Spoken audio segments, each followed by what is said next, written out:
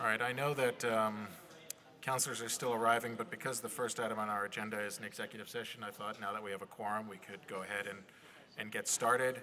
For folks that are here, again, the council will act to go into executive session, and then we're going to be in executive session for half an hour before public forum. I say we have folks signing up for public forum here. Please, when we head downstairs for that, please continue to sign up in public forum, and then we would be back at 6:30. The date is April 28th, 2025. The time is 6:03 p.m., and I call to order this meeting of the Burlington City Council. Councilor McKnight, can I ask that you please give us a motion on our agenda? I move to adopt the agenda and amend as follows. Remove from the consent agenda item 7.32, tobacco and tobacco substitute endorsement renewals, and place it on the deliberative agenda as item 8.3 per Council President Travers and Councilor Litwin. Okay, thank you, Councilor McKnight. Is there a second to that? Second. Seconded by Councilor Barlow. We'll go to a vote on the agenda as amended. All in favor, please say aye. Aye. Any opposed? That carries unanimously. The second item on our agenda is an anticipated executive session. City Attorney Brown, as is our practice, could I ask that you please provide a bit of context for the expected executive session? Yes, thank you, President Travers. The executive session is for discussion and updates on pending and potential litigation to which the city is a party or has a stated interest, and the city would be at a substantial disadvantage if there was to be premature general public knowledge of any information concerning the pending litigation. So that's why it will be discussed in executive session. Okay, thank you, Attorney Brown. Councilor McKnight, could I turn to you for a motion on motion 1? Yep. I move that the council find that premature general public knowledge of legal advice and information concerning the details of pending and or potential litigation to which the city is a party or has a stated interest would clearly place the city at a substantial disadvantage. Thank you, Councilor McKnight. Is there a second to that motion? Second. Second by Councilor Schachter. Any discussion on that motion? Seeing none, we'll go to a vote. All in favor, say aye. Aye. Any opposed? That carries unanimously. Councilor McKnight, could I turn to you for a second motion? Based upon that finding, I move that the council go into executive session to receive confidential attorney-client communications, 1 VSA 313A1F, in pending litigation matters, 1 VSA 313A1E, including representatives from the mayor's office and the city attorney's office. Thank you. Is there a second to that motion? Second. Thank you, Councilor Litwin. Any discussion on that motion? Seeing none, we'll go to a vote. All in favor, please say aye. Aye. Aye. Any opposed? That carries unanimously. So the council is now in executive session. All right, thank you very much for folks' patience. The time is now 6:25 p.m. Public forum was set for a time certain of 6:30 p.m. Absent any objection from my fellow councilors, though, I think we will go ahead and open public forum a few minutes early. So we'll open public forum at 6:20, now 6 p.m. Under our council rules, we will first hear from Burlington residents here in City Hall, and then among those Burlington residents online. We'll then repeat this process for non-Burlington residents. As a reminder, in order to participate in public forum online, you need to have signed up at least an hour in advance through the City Council's website. Each speaker will be provided 2 minutes. When I call your name, if you're here in person, please come to the table. Make sure the microphone is on, the green light should be illuminated, and speak directly into the microphone. For those online, I will let you know once you've been unmuted. When providing comments, please direct them to me as the chair and not to any other individual. It is important that City Hall remain a safe place for those who serve, those in attendance, and those watching our meetings. The council respects and values the diversity of opinions and perspectives on public issues. We ask, however, that all comments be free from individualized attacks, hate, harassment, obscenities, or other derogatory language about other people or groups based on any protected characteristic. We also ask that public comments avoid conduct which is unreasonably loud, disruptive, or discourteous. That goes for both speakers as well as those in attendance in the audience. If I interrupt a speaker at any point, it will be because I'm providing the speaker an opportunity to proceed in accordance with the rules as I've described them. If public comment continues in violation of these rules, I reserve the right to end public comment at that point in time. At the moment, we have 30 Burlington residents signed up to speak in person. We have a few signed up online as well. The first speaker who signed up is Brett Yates, who will be followed by Michelle Segalchik.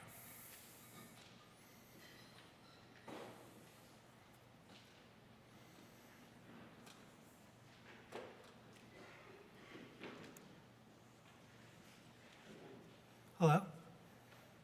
Hi. I'm Brett. I live in Ward 6, and I'm here to support Councilor Bergman's free speech resolution, and by extension, the pro-Palestine activists who have been, whom the federal government has kidnapped.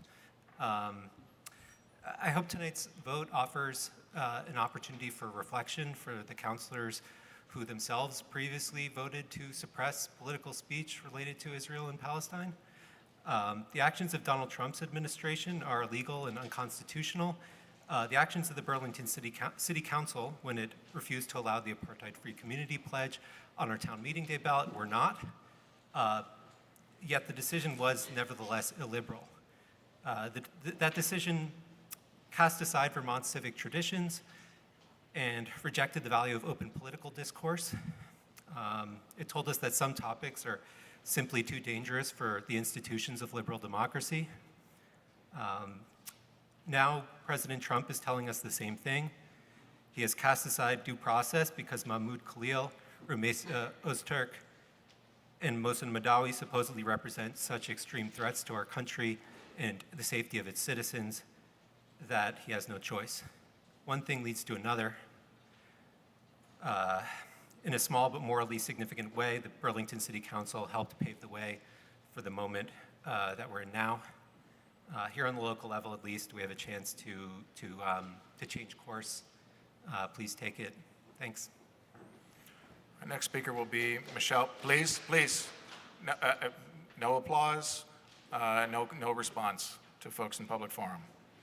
Our next speaker is Michelle Segalchik, who will be followed by Kate O'Neill. I'm Michelle Segalchik, resident of Ward 6, speaking in support of Councilor Bergman's resolution. I have something prepared, but I'm going to go a little bit off at the beginning.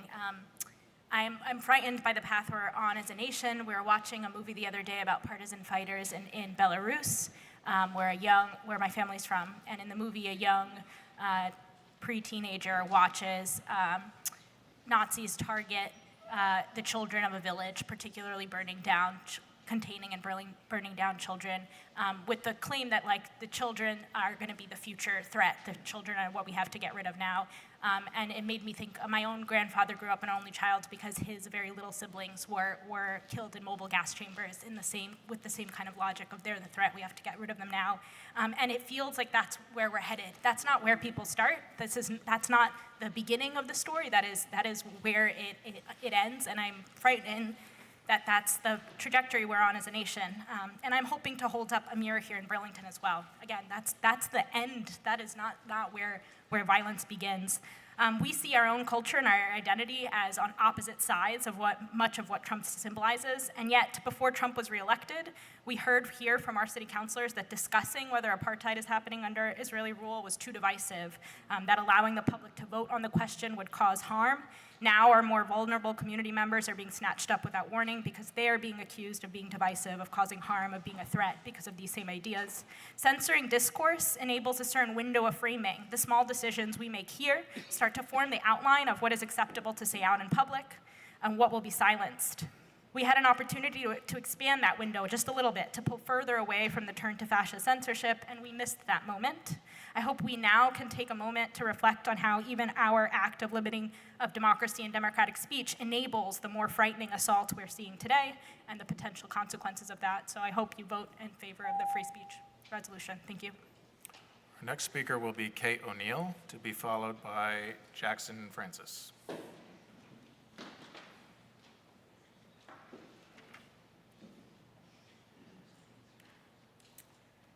My name is Kate O'Neill. I live a block from City Hall. I grew up in Burlington, and I'm here tonight to express my support for the Overdose Prevention Center.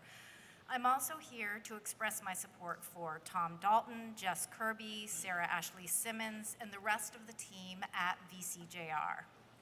I've been researching and writing about harm reduction for 6 years, and there is no organization better suited to open and operate Vermont's first OPC. I learned about OPCs in 2019 while reporting on the overdose crisis for 7 days, and I was initially uncomfortable with the concept. My sister had just died after struggling for years with addiction, and the idea of illicit drug use, especially injection drug use, scared the hell out of me. I changed my mind when I realized that my fear had not stopped my sister from using drugs, nor had it prevented her death. And I changed my mind after encountering the overwhelming data about the benefits of OPCs. They save lives, reduce drugs use and crime, prevent disease, connect people to treatment and other services. And I know you know all of these things. And we know it too. Your constituents are aware that there is no silver bullet to solve all of our social woes, but there are evidence-based solutions to end the overdose crisis, and OPCs are a crucial one. This is a scary time. It's unclear how the Trump administration might respond to a new OPC. But now, more than ever, we must show both our beloved family members and the neighbors we've never met that there is hope and there is help. That our city wants every member of this community to survive and to thrive. So I'm here to ask you to make that happen, and thank you in advance for your support of the OPC. Thank you. Thank you, Kate. Thank you for being here. Our next speaker will be Jackson Francis, to be followed by Wafiq Forer. Hello, I'm a Ward 6 resident and a student at UVM. As a student, I feel especially strongly that this resolution should be passed, this resolution about free speech. It is especially important now that the Trump administration's attacks on protected speech have made it to Vermont and, in fact, Burlington. This resolution is first and foremost about free speech, but we have to understand that it's about Palestine too. Mahmoud, Khalil, Rumeysa, Ozturk, Mohsen, Mahdawi, and Yun Seo Chung, and many more were taken not just for any speech, but for speech about what is happening in Palestine. We must go out of our way to defend the most vulnerable, whether that be trans children, unhoused people suffering from addiction, or immigrants speaking against a genocide. We have to protect them, and you have to vote for these resolutions. Thank you. Thank you. Our next speaker will be Wafiq Forer, to be followed by Sarah Russell. Assalamu alaikum. You may be in support of the Israeli occupation to Palestine. You may be in support of genocide and the slaughters of the Israeli to my people, the Palestinian people. You may be in support of President Trump and the Israeli of ethnic cleansing of Palestinians, similar to what happened to my parents in 1948. You may be support the apartheid, the Israeli apartheid in Palestine, because you rejected 2 resolutions before in 1 year. You may be pro-war. That's why you rejected a ceasefire resolution. But there is something you cannot put down. First Amendment rights and free speech. This is under the Constitution, and we have it. And our students need the protection for it. So our students have the right to say no to the occupation. Our students have the right to say no to genocide. Our students have right to say no to apartheid.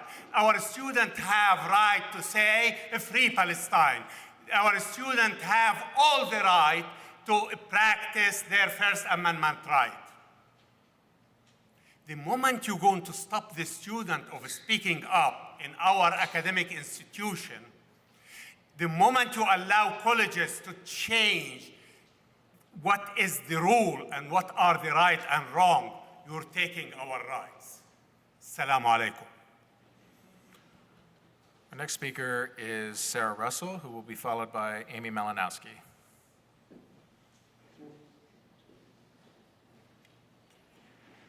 My name is Sarah Russell. Do I? You're on, yep. I agree with the person who just spoke, but I'm here to talk about overdose prevention centers, OPCs. When I first heard about them, I didn't know enough about them to know whether I support it or not, but I've done a lot of listening to people who were involved, subject matter experts, and I really think it's maybe a gift that is being delayed for a year so that we can help people in our community get more comfortable with the thought of overdose prevention centers. It's my choice to get involved with this and make sure that the community knows the research of the benefits of OPCs, and I thank Eddie Baker from our congregation who got me involved. Thank you very much. Next speaker will be Amy Malinowski, to be followed by Sue Ugeti.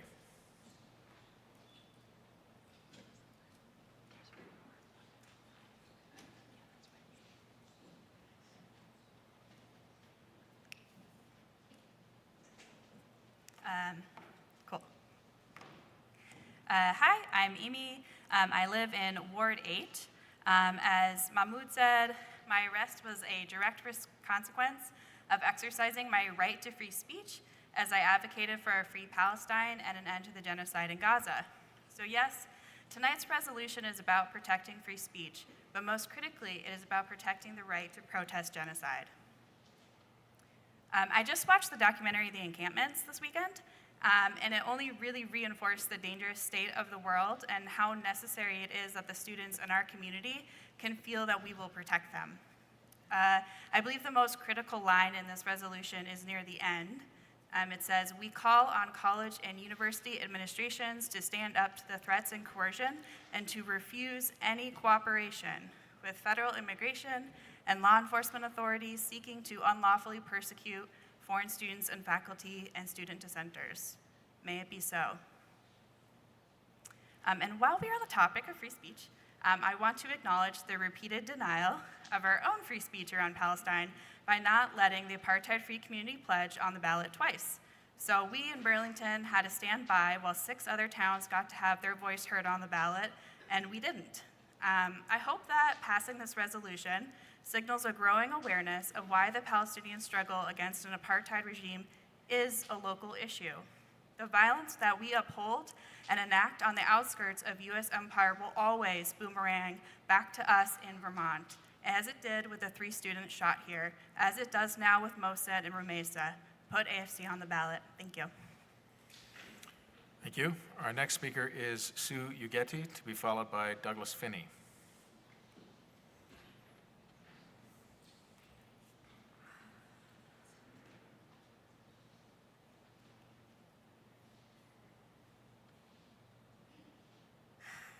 I think it's fair to say that we are all aware that we're living through changing times. We are seeing our country decay into what, at least to me, it's fascism very clearly. And I think that voting on the resolution for free speech, it is a way in which you all will make history on the right side. Thank you. Our next speaker is Douglas Finney, who will be followed by Paul Fleckenstein.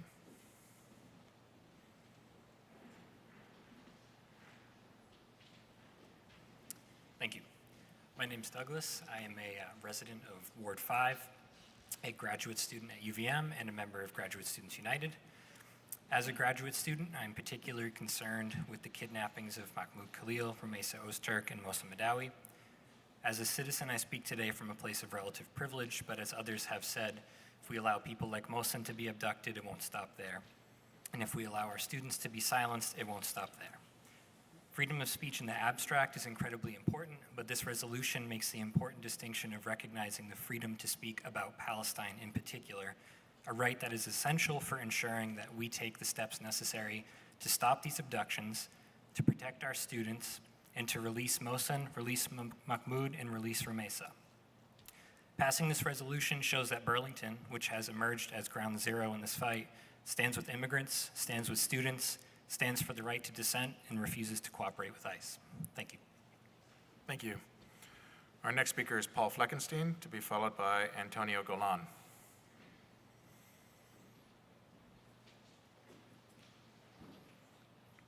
Hello, Paul Fleckenstein. I live in Ward 3. This resolution calls for the defense of free speech. It calls for defense of free speech around Palestine. It calls for release of political prisoners, and it calls for non-collaboration. It's a strong resolution that meets the moment. As the previous speaker said, let's make history on the right side. So I think it's incredibly important for the council to pass this and protect our students especially. With genocide and ecocide in Gaza legitimate parts of US foreign policy, with opponents of this slandered and lied about as anti-Semitic and as terrorists, with the scapegoating being done this way to advance authoritarianism and accelerate extreme violence and ecocide here on the rest of us, and all this is done by suppressing protest and dissent, I think protecting our students, protecting our immigrant student dissenters is extremely important and should be the first line of our defense. Apartheid-free community has always held that a central part of what we are doing is understanding that the violence and authoritarianism of occupation, of apartheid, and of colonialism comes back on us. It takes our housing, it takes our education, it takes our social programs, it takes our freedoms.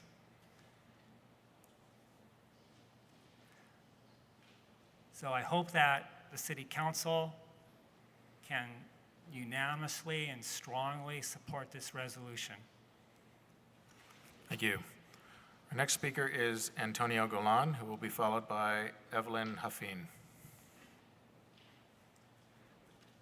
Good afternoon. My name is Antonio Golan. I'm a Ward 3 resident, and I'm here to speak on the free speech resolution, in support of the free speech resolution. We've had a lot of debates here over the course of the last few years. I won't kind of go over that right now, but I'm glad to hear that it seems like this resolution has some traction and may pass. I do want to emphasize one point, which is that freedom of speech, the issue of freedom of speech and the issue of Palestine can't be separated. They can't be divorced. It's the people that are being arrested by ICE. These aren't random arrests. These are targeted arrests targeting Palestine solidarity activists. And it's important to keep in mind that what Israel is doing is committing a genocide against Palestinians. This genocide could not happen without the support of the United States, and the Palestine solidarity movement has undermined that support for Israel. So when ICE goes out and arrests Palestinian solidarity activists, it is part and parcel of the genocide that is occurring in Palestine. I hope you will all vote in support of this free speech resolution, and in doing so, voting in support of Palestine. Thank you. Next speaker is Evelyn Hafin, to be followed by Ashley Smith. Good evening, everyone. I am a graduating senior at UVM. I'm going to be here for ideally at least several more years, so you'll be seeing a lot of me. I originally was coming here with the intention of convincing you that you can't draw a line in the sand when it comes to Palestinian activism and free speech for Palestinian liberation. And I'm very happy to learn that all of you seem to be in favor of this resolution. And instead, what I want to spend my time talking about is the courage to back up those words with your actions. There's been a lot of articles and speech around the fear and the atmosphere of fear on campuses. Immigrant students fearing to speak up against their college, against their country, against the country's policies in other countries. And there's a lot of talk about how that is what is silencing us right now. I think the last year has shown us that students are afraid, but we're not so afraid that we're unwilling to stand up. The encampments showed us that even in the face of fear, in the face of repression, students are not afraid to stand up to this encroaching fascism. And I need you to not be afraid either.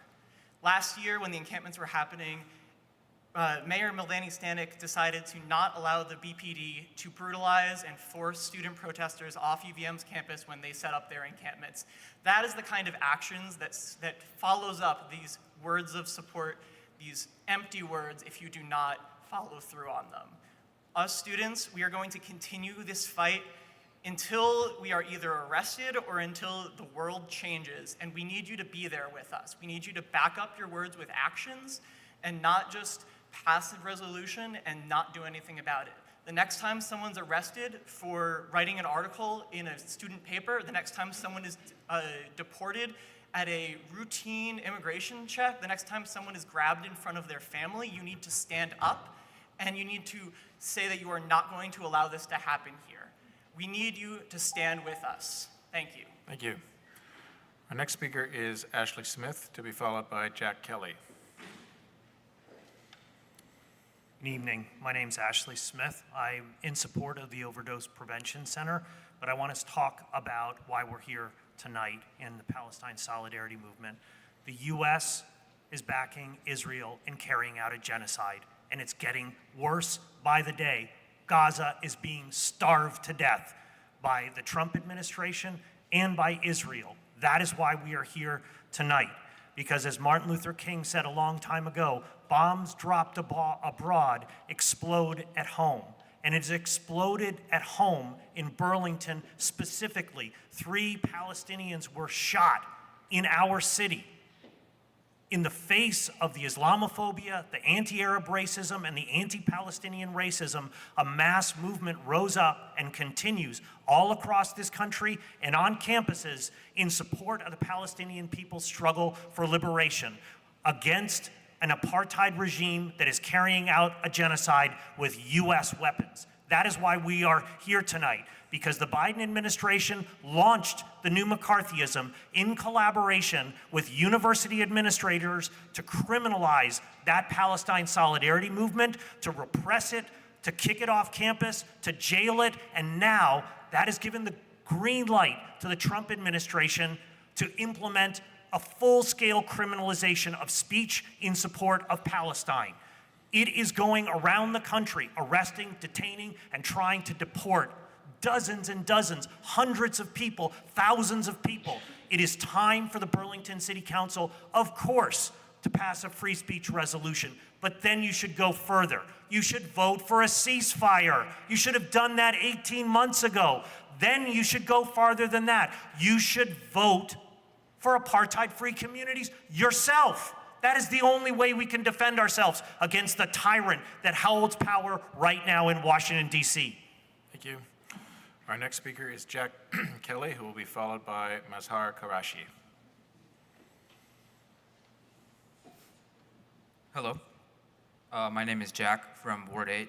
I am a student at UVM and a member of the YDSA chapter. I'm here to serve as another reminder to the unprecedented attacks on students for protesting a genocide, exercising their rights to free speech, assembly, dissent, which is the backbone of our democracy. The Trump administration and ICE are coming for our most vulnerable students right now and migrants. However, they're not going to stop there, and they have made that clear. It is evident that if we don't fight back now in all levels of government, both local, federal, and in between, we will lose our rights to free speech and we will not get it back, basically making it unable to get what we want in rights for everybody in the future. There is seemingly a paralysis in the federal government. Nothing is being done to stop Trump's attacks, and we need to do everything we can at a local level now to protect everyone. There is evidence of this happening, both as a student, as demonstrations at the courthouse for Mahmoud, Khalil, and Rumeysa, Ozturk. There were dozens of people who showed up in support, and there will be dozens more who showed up on Wednesday this week, just as there were about an hour ago outside of our courthouse. Thank you. Thank you. Our next speaker is Mazhar Karashi, who will be followed by Alyssa Breda.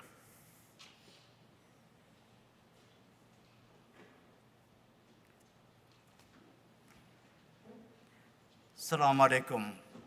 Greetings, have a night. Isn't it wonderful that we are not sitting in prison? Nobody is bombing us.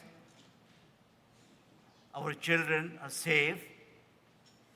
But this is, in 1968, I came to this country from a very prosperous country. We had everything, much, much better quality of life, standard of living, Sweden. And I saw the people standing against unjust Vietnam War. So I decided to stay here in 1978. I became the citizen and I've taken an oath to defend the country and its constitutions against outside forces and inside forces, both. Today, we are looking, our constitution is getting violated by inside people. And the people, those nobody has elected, coming from their fascist and Nazi background, they are running our highest office. This is the time to stand up. Any one of you, including in the highest office in this thing, any Supreme Court, who does not follow the Constitution, the First Amendment, the right of speech, right of practice the religion, is not a citizen of this wonderful democracy. So please, even one of you vote against the thing, you should consider to leave the place and let somebody come who's just and who's a human being who thinks about the other humans and to protect our beloved country. Thank you. Thank you. Our next speaker is Alyssa Breda, to be followed by Colin Palmer. Hello, my name is Alyssa Breda, and I am a resident of Ward 2, and I deeply love my community, and I'm here to take a stand for our rights. Our free speech is under attack. It is more important than ever that we take a stand to protect it for all of us, and especially those most vulnerable and being targeted right now, including our students and our migrant community. If we do not take a stand, it sends a dangerous precedent for every single one of our rights and goes along with the Trump's racist, repressive, authoritarian tactics. We have no choice but to pass this resolution with full support in these unjust and unstable times as our rights continue to be under attack.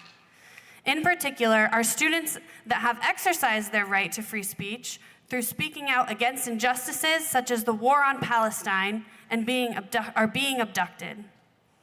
One of our very own Vermont community members, Mohsen Mahdawi, was taken into custody from what they said would be his final meeting test for citizenship. Instead, he was lured into a honey trap, as he called it, and now is being unlawfully detained right here in Vermont. Rumeysa Ozturk, a Tufts PhD student, was abducted outside of her apartment by unmarked and unmasked officials while she was on her way to break fast during the holy month of Ramadan with loved ones, and was taken here to Vermont in a detention center. For what? Writing an op-ed piece in her university newspaper stating her support for Palestinians' right to freedom and self-determination and opposing violence and genocide against them. Our students are also being attacked at Middlebury University and have lost student visas for exercising their right to free speech. If we continue to allow this and stand idly by, they will come after every single one of us, and we must protect our students. We must continue to protect all of us. I would like to also support the vote for an overdose prevention center. We must continue to protect our community. Thank you. Free Palestine, and protect our rights to free speech. Thank you. Our next speaker is Colin Palmer, to be followed by, sorry, it's a little late here, but I think Vivian Bose-Pine.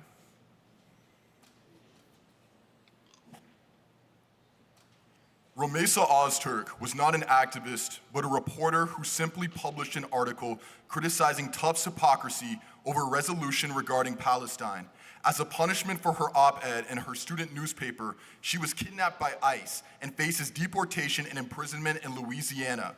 Mohsen Mahdawi is the second Palestinian student at Columbia with the green card who has been detained by ICE and DHS agents in Vermont because the U.S. Secretary of State Marco Rubio accuses him of undermining the Middle East peace process, despite long advocating for peace between both Israelis and Palestinians. As a social studies teacher for an alternative high school in Burlington, our funding for education is under attack, and my students are scared for their families and fear deportation simply for speaking the truth about their country, whether it's the Congo, Nepal, Japan, or Mexico. I cannot only blame the Trump administration for its persecution of migrants and its steamrolling of schools nationwide, but also the complicity of our state governments and local city council for not working hard enough to protect its constituents. You cannot stand for free speech if you cannot acknowledge the persecution and mass arrests of students, protesters, and journalists demanding a free Palestine. I remember sitting in horror a year ago as our city council enabled neo-Nazis to use their entire 2 minutes to speak on a resolution regarding the McNeil plant, spewing anti-Semitism, Islamophobia, transphobia, and racism without lifting a single finger, yet even acknowledging genocide or apartheid is considered too far and divisive. Mahmoud, Khalil, Rumeysa, Ozturk, and Mohsen Mahdawi are not illegal immigrants, criminals, or terrorists, but are treated as such because they chose to expose our racist and unjust institutions' complicity in the genocide of Palestinians, as Nelson Mandela was labeled a terrorist for demanding liberation from South Africa's apartheid. I also support the Overdose Prevention Centers. Thank you. Our next speaker is Vivian Pose-Pine, to be followed by Ed Baker.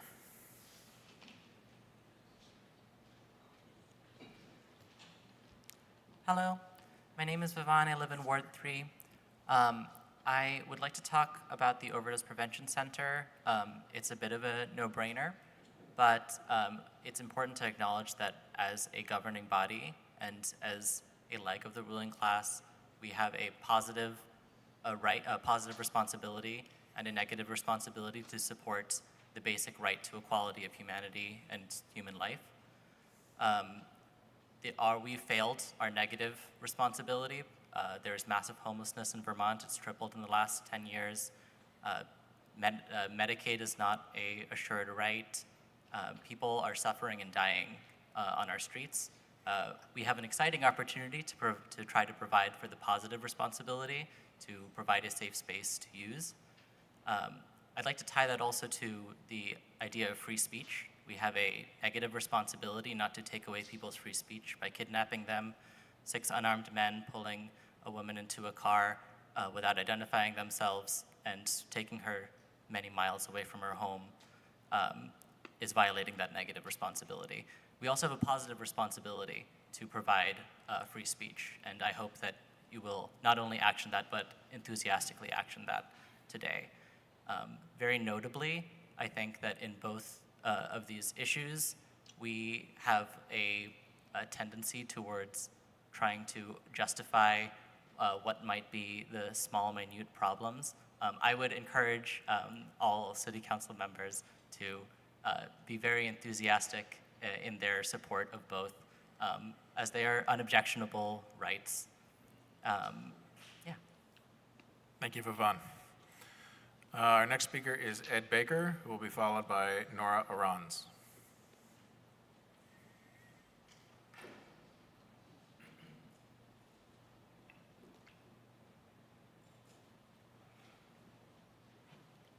Hi, everyone, and thank you for your tireless efforts over time.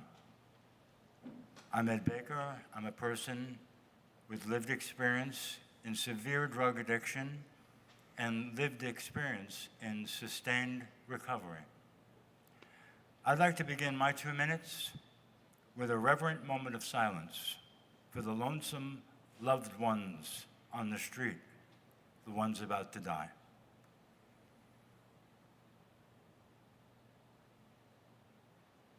Thank you. I'm here tonight to speak out in support of urgency. I've worked with people inside our health department recently, focusing upon accidental drug overdose death in Vermont for the calendar year 2023. For Vermonters under 50, accidental drug overdose is the #1 cause of death. This is followed by suicide, cancer, and heart disease in that order. We live in a state, county, and city where the #1 cause of death for our neighbors under 50 is preventable. What we face here is no less than an undeclared public health emergency. This will go unrecognized formally by law or public decree, but continues to be a public health emergency nonetheless. With all due respect to the architects of the process to date, I am calling upon us all to declare a de facto public health emergency and proceed accordingly at this point. This means acting with utmost urgency from here forward, a moral rather than a formal mandate. This means clearing desks and doubling down, using the full force and authority of municipal resources to make H72 a reality. Thank you. This means cutting the ribbon and opening the doors to Vermont's first overdose prevention center right here in Burlington as soon as is humanly possible. Thank you. Appreciate it. Our next speaker is Nora Arons, to be followed by Representative Troy Hedrick.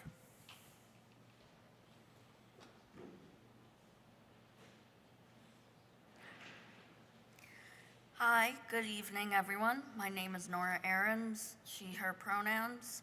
I work for a local housing nonprofit in Burlington, and I live in the Old North End on North Union Street.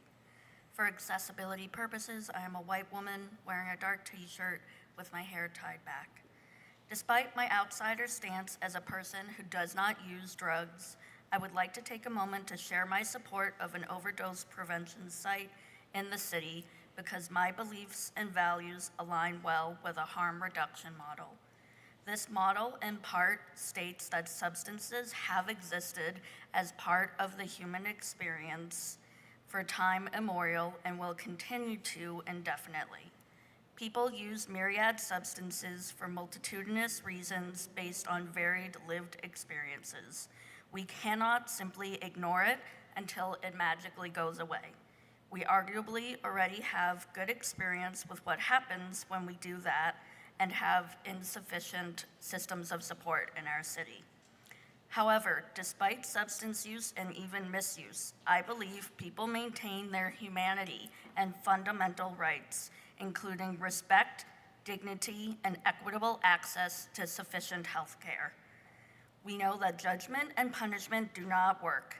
I believe the existing data sufficiently shows that OPCs can be an important tool for our amazing Queen City to have.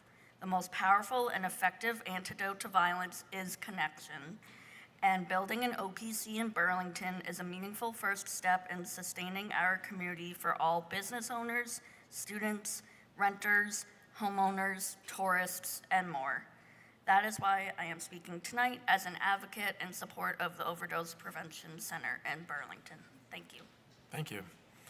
Our next speaker is Representative Troy Hedrick, to be followed by Sasha Mayo.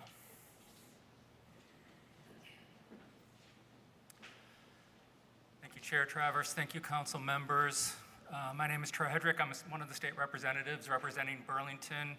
In Montpelier, I am also one of the sponsors of the bill that ultimately became Act 178 and the approval for the Overdose Prevention Center.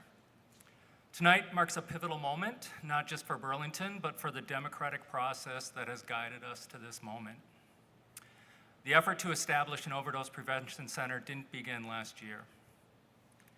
It began before I even considered running for office, with leaders who often sit in this room and those who came before me who sat in the seat that I now occupy. Began with H728 in 2022 that began the conversation and introduced many for the first time to the concepts of harm reduction. It persisted through Act 22 in 2023 that kept that conversation alive. And finally, it culminated in Act 178 of 2024, legislation that survived multiple votes in committees, survived floor votes in both chambers, and ultimately survived the governor's veto that surprised nobody. This is the highest bar our democracy sets, and we've cleared it a number of times. Each step along the way demanded debate, compromise, and time again, a reaffirmation that saving lives through harm reduction matters. Tonight, the baton passes to you. You are not being asked to start this race. You are being asked to finish it for everyone who carried that baton tirelessly to this point, to honor the rigor of the democratic process to date, and to take the final step to submit the project proposal. So I urge you to trust that process, to trust the extraordinary amount of expert testimony that has brought us here, and to trust that establishing an OPC is necessary, vetted, life-saving step forward. Thank you. Thank you, Representative Hedrick. Our next speaker is Sasha Mayo, who will be followed by Sal Millichamp. Hi. My name's Sasha. My pronouns are she and we are the Proud Girls. The anti-trans sticker thing, you all know about that. I've been reading about it. They do go up on a pretty regular basis, but they get taken down real fast before anybody knows. There is racist graffiti going around that gets covered up before anybody knows. If anybody else takes those stickers down, watch out. They put razor blades underneath them. They might cut you. Okay? Anyway. We know it's illegal to put these stickers up. We know who's behind it. I don't see what the problem is. Anyway. A great surrealist poet that I used to be in a troupe with wrote a very short poem. Says just because a body hasn't got the pot to pee in doesn't mean a body hasn't got to pee. There is only one public bathroom in town, and it is a very unsafe injection site. It's not safe to walk in this park. It's right out here. Nobody does a damn thing. Excuse my language, sorry. The police don't do anything. The police don't do anything about anybody using drugs here. They will pour out a beer or cite you for smoking a cigarette. They like to pose for the tourists and keep the college students safe, but they don't care about us. I got assaulted, anti-trans violence. They kind of laughed at me and didn't seem to care. I realized really quick, ain't nobody gonna protect me out here but me. Nobody. So I took it upon myself. I'll protect anybody out here. I'm out, I'm loud, I'm proud, and I'm around. I'm real easy to spot. How many more seconds do you got left? The Messiah will only come when he's no longer needed. How's that for y'all? Love you. Bye. Thank you. Our next speaker is Sal Millichamp, to be followed by Joanne Raimondo.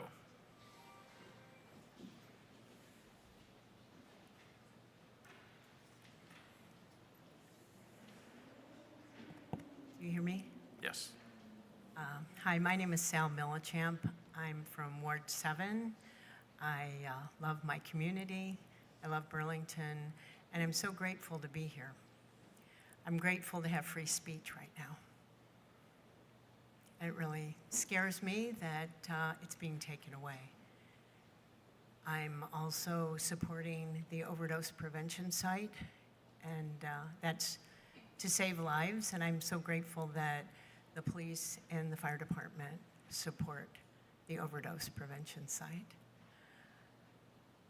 But as I said in the beginning, I'm so grateful for free speech, for the people here all being able to speak if they desire, holding signs, listening to Ben give the rules and respecting them.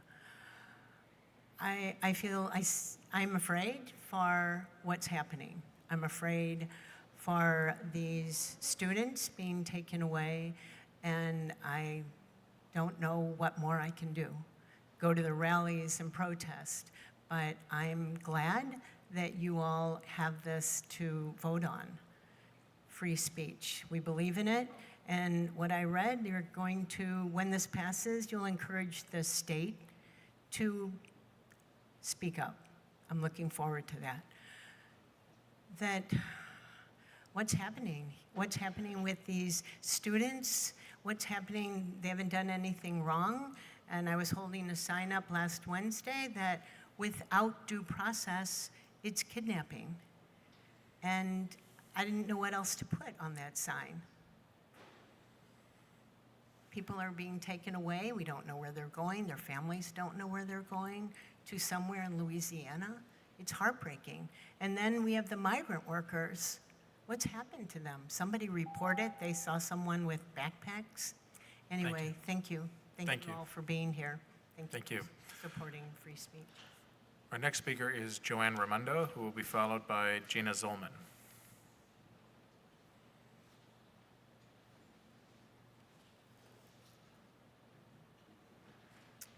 My name is Joanne Raimondo, and I'm a proud resident of Burlington. I have a letter from Mohsen Mahdawi, and with permission, I'd like to read just a portion of it. He wrote this from St. Albans on Easter Sunday. Some of you have heard it before, but many have not. I'm here for support to free speech, so I've selected a part of the letter that pertains to that. He talks about having a dream like Martin Luther King, a dream not predicated on suffering of others, a dream of justice, a dream of a future of peace for all children to live free of fear and trauma, a dream of a Palestinian child chasing an Israeli child on the Mediterranean coast in laughter as their feet splash the water and leave fading footsteps behind. To my people in the United States and in Palestine, I hear your voices protesting for me. I see your tears flowing from the pain of oppression, and I feel your love echoing through my heart. This struggle is not about me, nor is it about the democracy of this country alone, nor is it only about justice in Palestine. This struggle is about the future of our humanity. It is the fight between love and fear. I ask you to be kind, empathic, and to act from love, especially for those who may act as our enemies. I ask the City Council, this is me, not Mohsen, tonight to act from love and not fear and pass the resolution for free speech. Thank you. Thank you. Our next speaker is Gina Zollman, who will be followed by Rachel Bolton. Hello, my name is Jenna. I'm a nurse practitioner and community member in Ward 2 of Burlington. I'm here to urge City Council to vote in support of the OPC. Over the past 13 years, I've cared for countless patients with active substance use and patients in recovery. Many of these individuals are navigating complex and challenging life circumstances and are often in the process of healing from past or ongoing trauma. I regularly hear from patients about the poor treatment they've experienced within the current healthcare system, discrimination, stigma, and a lack of compassion, all of which make recovery even more difficult.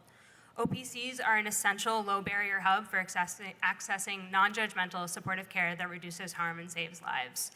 There's a vast body of research over the past 20 years supporting the life-saving roles of OPCs, which are already utilized in countries outside the US. Data shows that OPCs reduce public drug use, increase access to substance use treatment, and drastically reduce overdoses without increasing crime. With overdoses skyrocketing in Vermont and this funding we have available through the settlement fund, we have no time to waste in implementing this essential next step. Meeting people where they are is one of the guiding principles of nursing practice. OPCs and harm reduction measures allow us to do just that, providing needed resources and support directly to folks using drugs. It is clear that simply arresting and incarcerating community members is an ineffective and harmful strategy. It has not moved us any closer to co-creating a safer Burlington for all. Establishing an OPC in Burlington is an impactful and evidence-based approach to saving lives and making our city better for all. Thank you. Thank you, Jenna. Our next speaker is Rachel Bolton, who will be followed by Kathy Olwell. Hi there. My name is Rachel Bolton, and I'm a Ward 6 resident. Sorry, Rachel, could you lift up the microphone a bit? Thanks. My name is Rachel Bolton. I'm a Ward 6 resident. For the past 8 years, I've worked in harm reduction alongside people who are unhoused and people who use drugs. We all know there's a lot of people using drugs and a lot of overdoses in the public spaces where we all spend time. Walking home from the bar or on a run, I see people nodding off and make sure that they're alive. It's really scary and upsetting, and I wish this was not the reality. An OPC would reduce public drug use and prevent overdose deaths. Dying is not the inevitable outcome of drug use. Many of us are here today alive, even after using drugs or experiencing an overdose. An overdose occurs when someone stops breathing, and a fatal one occurs when someone does not have oxygen for an extended period of time. With the current drug supply, overdoses can be fatal in minutes. In 2019, one of my friends, newly sober, died of an overdose alone in his apartment. I know he would still be here, alive, if there was an OPC in his neighborhood. I also remember a terrible summer, the summer of 2021, where we lost so many people, multiple people a week to overdoses for 2 months straight.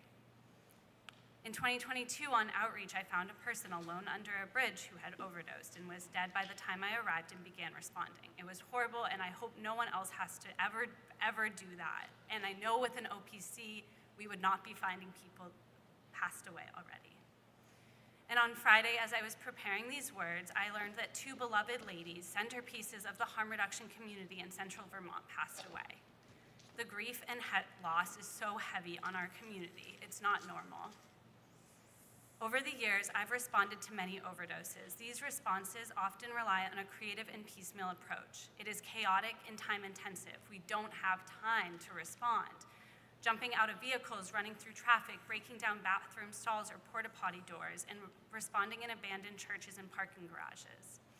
In an OPC, we can respond quickly and effectively with oxygen and naloxone to reverse an overdose. They create a safer environment. Everyone has heard it. We are going to continue to lose people if we don't open one. Thank you. Thank you. Our next speaker is Kathy Olwell, who will be followed by Kit Andrews. Hello. I'm here to speak in favor of the resolution you have before you. As I watch what goes on in this country, at this moment, if we in Burlington can't give this resolution every vote we have so that it is unanimous, and we are saying to Washington, not with us. And I've lived in Germany in the 70s. I heard enough and for 10 years, I heard what people talked about was the beginning of the Holocaust and how it got started. And I'm watching this before my eyes here and thinking, this can't be true, but it is true. And I know there is a German poem, and I can't recite the whole thing to you, but it goes, when they came for the Jews, I wasn't a Jew, so I didn't do anything. When they came for the gypsies, I wasn't a gypsy. And then it goes on with all these people. And at the end it says, and when they came for me, no one was there to support me. So I hope to God we all think of this. And it doesn't matter whether we're not going to get people that are going to vote for us in our wards. We need to stand up. You need to be the leaders. You need to say no to this. This is the beginning of fascism if it's not full-blown already. And I also would like to support the overdose prevention sites. I have 11 seconds, but at any rate, they are sorely needed in this city, and I also know that they are extremely economical when you look at the side effects of what goes on. So please vote for both of them. Thank you, Kathy. Our next speaker is Kit Andrews, to be followed by Bella Fern.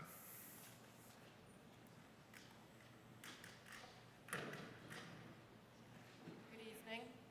Good evening. My name is Kit Andrews. I live in Ward 2. It is a First Amendment right and privilege for me to be able to speak in this public forum tonight in order to go on record in support of the free speech resolution before you tonight. I wholeheartedly agree with each and every speaker so far in support of this resolution. Thank you, and I will make way for the following speakers. Thank you, Kit. Our next speaker will be Bella Fern, to be followed by Cheryl Green. Hi, thank you. As an aside, I'd just like to start by saying I stand in solidarity with my neighbors in support of the free speech resolution. My name's Bella Fern. I'm a resident of Ward 2 and a community organizer. Every day, I witness Burlingtonians witness the consequences of inadequate response to public suffering crisis in parks, streets, parking lots, and outside businesses. Today, we have a critical opportunity to take a meaningful step in addressing the overdose crisis and broader public suffering. The selected provider, Vermonters for Criminal Justice Reform, is more than prepared to lead this project. For years, VCHR has provided vital services to those who use substances in our city, earning a reputation of being a responsible neighbor who ensures their services do not negatively impact the businesses and residents around them. As a community organizer, I have spent the last 8 months speaking to residents across all wards. Two chief concerns that always emerge is that there is a fear that the Overdose Prevention Center will encourage substance use and increase crime in the surrounding area. While I shared these concerns at one point, the massive amounts of research that I have done have shown me that overwhelming evidence says the majority of overdose prevention centers worldwide over the past 30 years shows these fears has not materialized.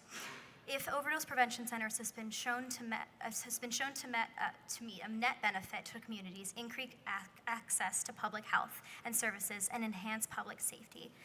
I would also just like to share that the most common response I hear from neighbors when discussing this project is a strong sense of excitement and support for having a life-saving solution integrated within our public health systems. There is no doubt in my mind that this overdose prevention center has a home in Burlington, and the evidence is clear that OPCs save lives and provide critical support. Please vote yes. Don't deny Burlington access to life-saving services, and don't let community members continue to suffer on the streets. Thank you. Next speaker is Cheryl Green, to be followed by Gretchen Green. Hello, my name is Cheryl Green, and I live in Ward 1. And I am speaking in full support of the free speech resolution, and I appreciate its deliberately inclusive language, and I quote from the resolution.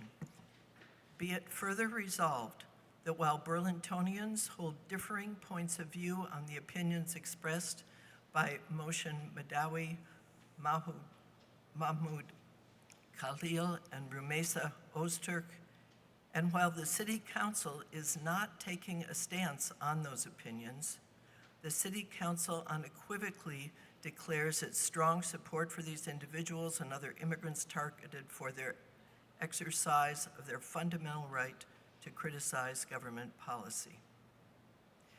As witnessed in your electoral campaigning and in your Organization Day commitments, this kind of inclusion and bridge-building language gives all of you and all of us a clear chance to move forward with positive action. Thank you to the resolution writers, as well as to all counselors who have the opportunity to pass this resolution tonight. Thank you. Our next speaker is Gretchen Green, who will be followed by, I believe it's Dylan Pilcher. Thank you. Hi, my name is Gretchen Green. I'm a UVM student. I also stand in support of the free speech resolution. I'm here to voice my support for Democratic lawmakers in their efforts to allot more money to the motel housing voucher program in Vermont, which provides temporary housing to vulnerable Vermonters. Governor Phil Scott wants to expand state-run shelter programs, yet this is still unclear as to how. So far, the voucher program is only extended until June 30th, and only for those with acute medical needs. This leaves out victims of DV, those in recovery from drug abuse, and those over the age of 65. They need protection today, and they are vulnerable Vermonters too. Thank you. Thank you. So our next speaker is Dylan Pilcher, to be followed by Theo Wieland. And apologies if I ever mispronounce anyone's name. Hi, as we just went through, my name's Dylan Pilger. This is the 4th City Council meeting that I've spoken at on behalf of Palestine. Big thank you to Vermont Coalition for Palestinian Liberation and all the other activists and organizations who have campaigned and gathered signatures for these causes. First was Gaza ceasefire, and then twice for an apartheid-free Burlington. Now we are here on behalf of free speech. This is critically important. Do we really even have to sit here right now and iterate why free speech is so important? To those who say that it's already covered in the First Amendment, I concur, and yet somehow people are being systematically targeted and penalized under the U.S. government. Sometimes they are kidnapped or deported for just that, free speech. People like my friend, our friend, as I like to say, Mohsen Mahdawi, who was energized this movement and led with a message of truth and justice and peace. Frankly, Mohsen could have said whatever he liked and should be afforded protection under the law. It only adds to the irony and injustice that the things he says are poignant and honest and insightful. While organizers for peace and justice in the Middle East and other places around the world are silenced and deported, along with migrant workers who keep our economy alive, the threat from radical, fascist, often white, right-wing elements in our society remains at an all-time high. I actually didn't know about the Overdose sites, so I just want to say I also stand in solidarity with that, and I support that. I mean, I agree with the fellow who came up and said that this is a public health crisis. It's the leading cause of death for people under 50. So I strongly support the resolution on both cases for free speech, especially in the case of Palestine, but in any case, free speech, and also the Overdose production site. So I just want to say I support that. Thanks for giving me the chance to speak. And yeah, free Palestine, and let's keep it up. See you guys Wednesday for Mohsen Mahdawi. Yeah, our next speaker is Theo Wieland, who will be followed by Jesse Carpenter.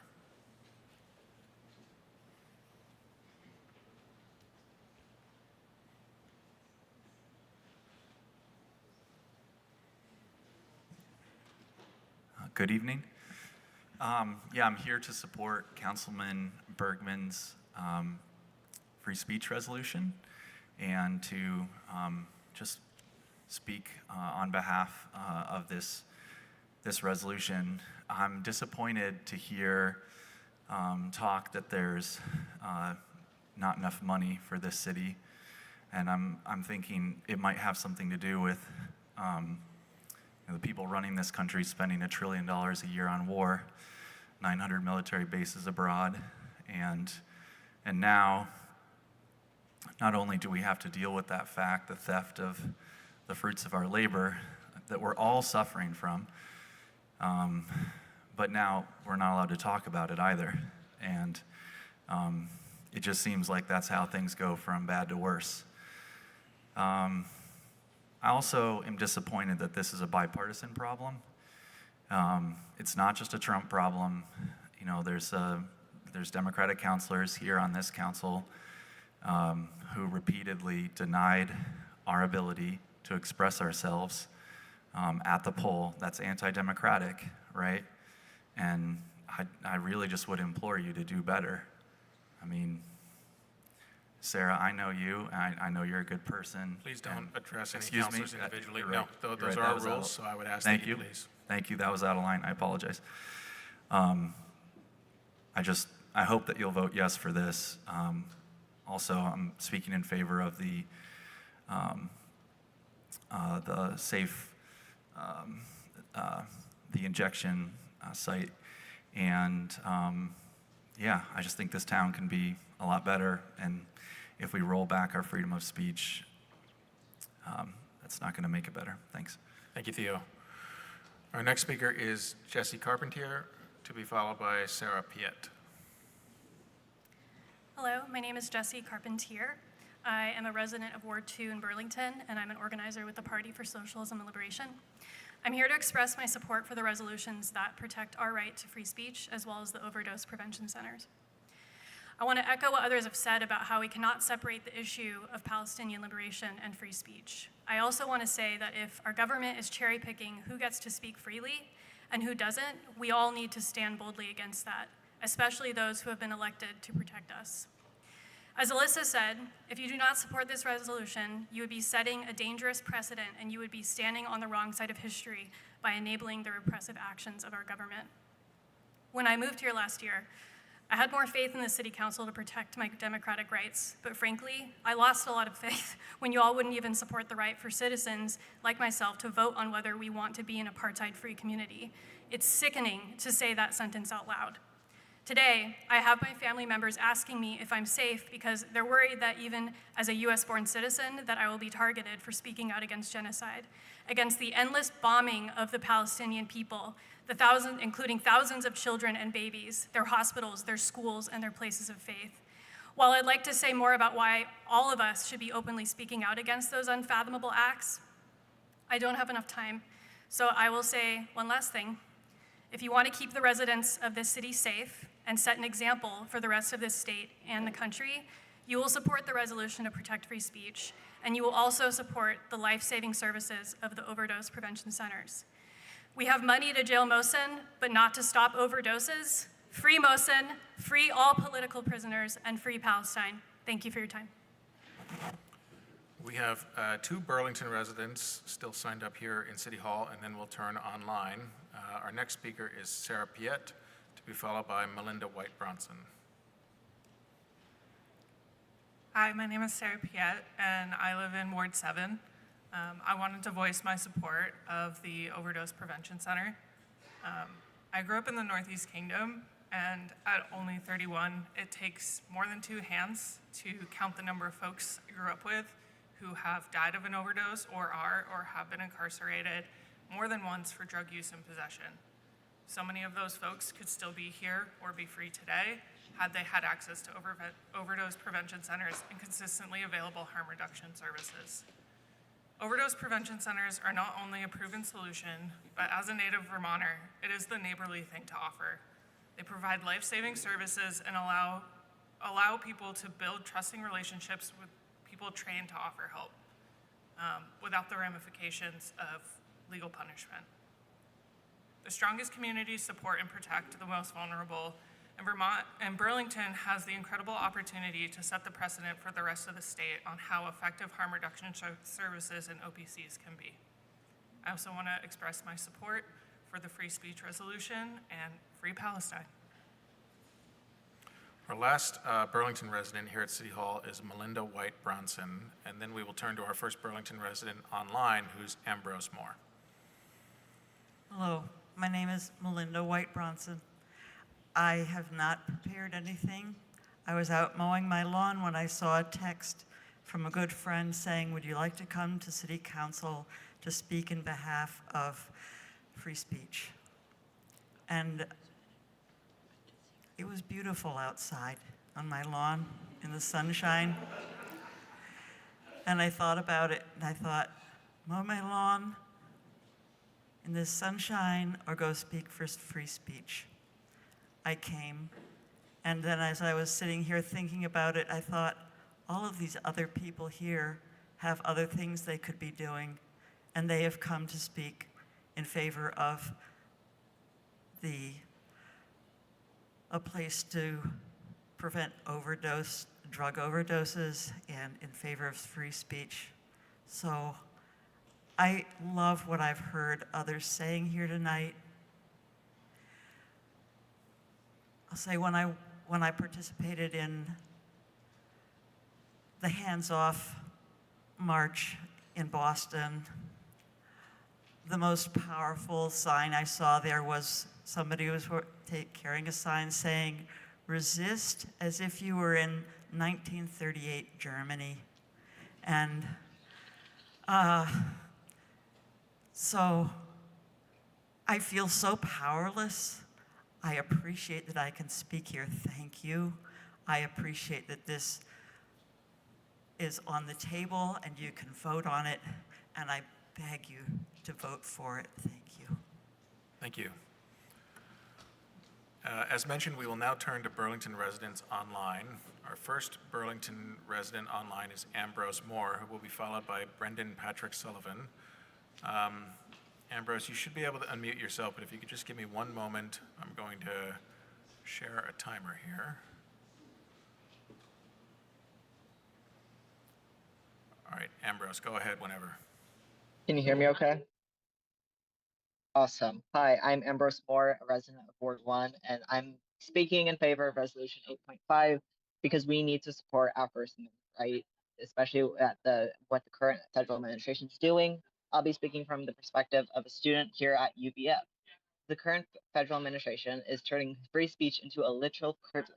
Fellow students at the university level across the country, whether graduate or undergraduate, are being targeted for exercising their freedom of speech, First Amendment that we pride ourselves on. The United States is supposed to be the land of the free, but we, the students of this nation, and other people are fearing for our First Amendment right. Not only the students, but also the immigrants that have built this country. We feel powerless. We, the masses, feel powerless. As the Burlington City Council, you can give us some peace of mind about what the federal administration is currently doing by standing with us. Our rights are under attack as students, as immigrants, and as other minorities. We need to feel supported by our community, our city. I want to be able to go to protests, to speak freely without being afraid for my safety, for my community's safety, for everyone's safety.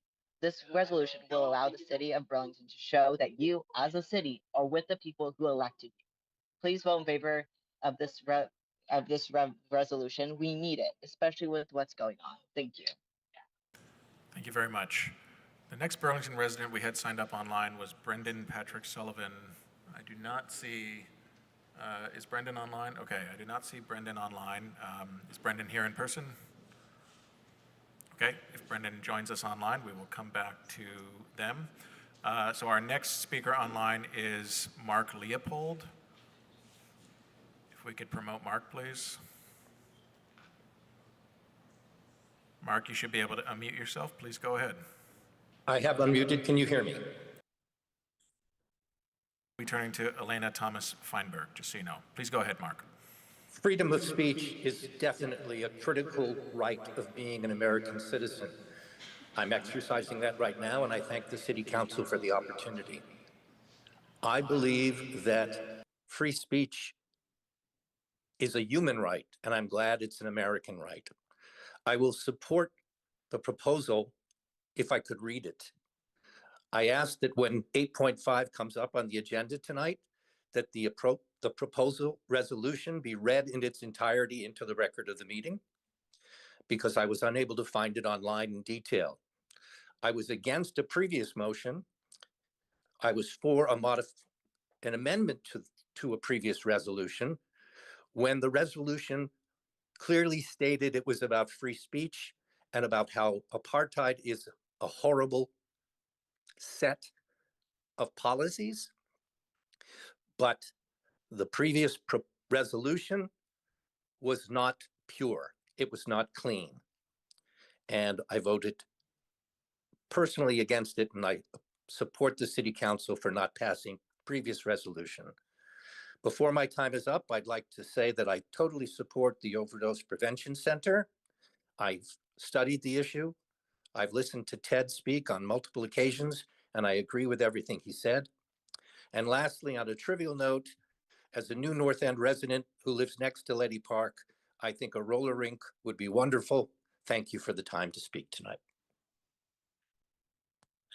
Our next speaker is Elena Feinberg.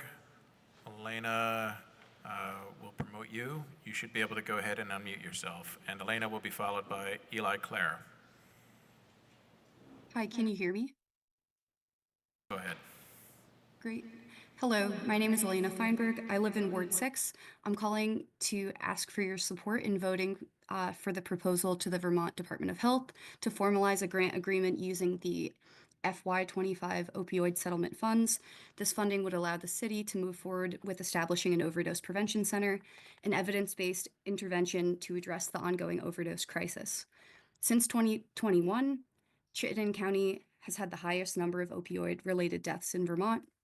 Our emergency responders, healthcare providers, and community organizations are stretched thin, and we need proven solutions. Overdose prevention centers have been shown to reduce fatal overdoses, connect people to treatment and housing support, and improve public safety without increasing crime.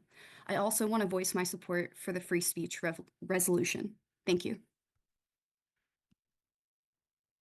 Burlington resident online is Eli Clare, and then we'll return here to City Hall for non-Burlington residents in person. The first non-Burlington resident in person will be Sally Lincoln.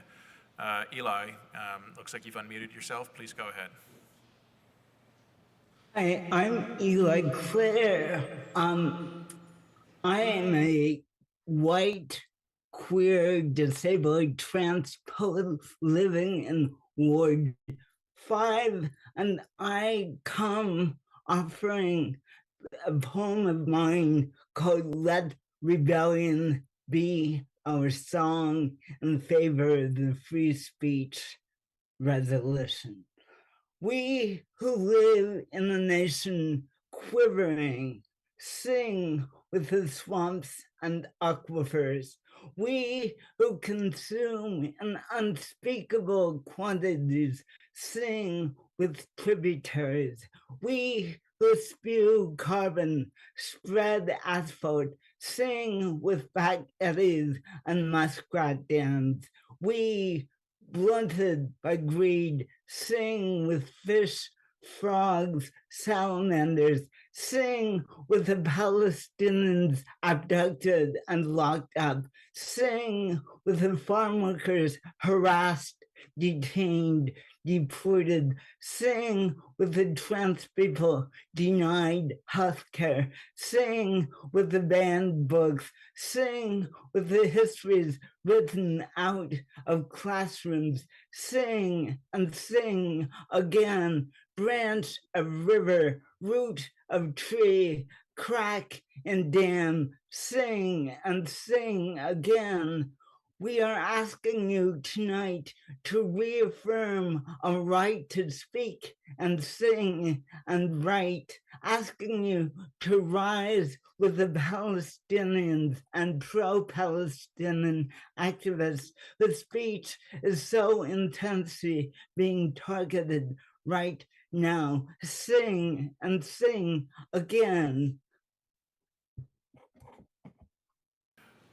We will now return here to City Hall, and we have let's see here, 8 non-Burlington residents who are signed up, and we have 1 non-Burlington resident still online. As mentioned, our first non-Burlington resident here in City Hall is Sally Lincoln, who will be followed by Cora Honigford. Do I just start? So thank you. My name's Sally. I also go by Sarah, so like legally I'm Sarah Lincoln, but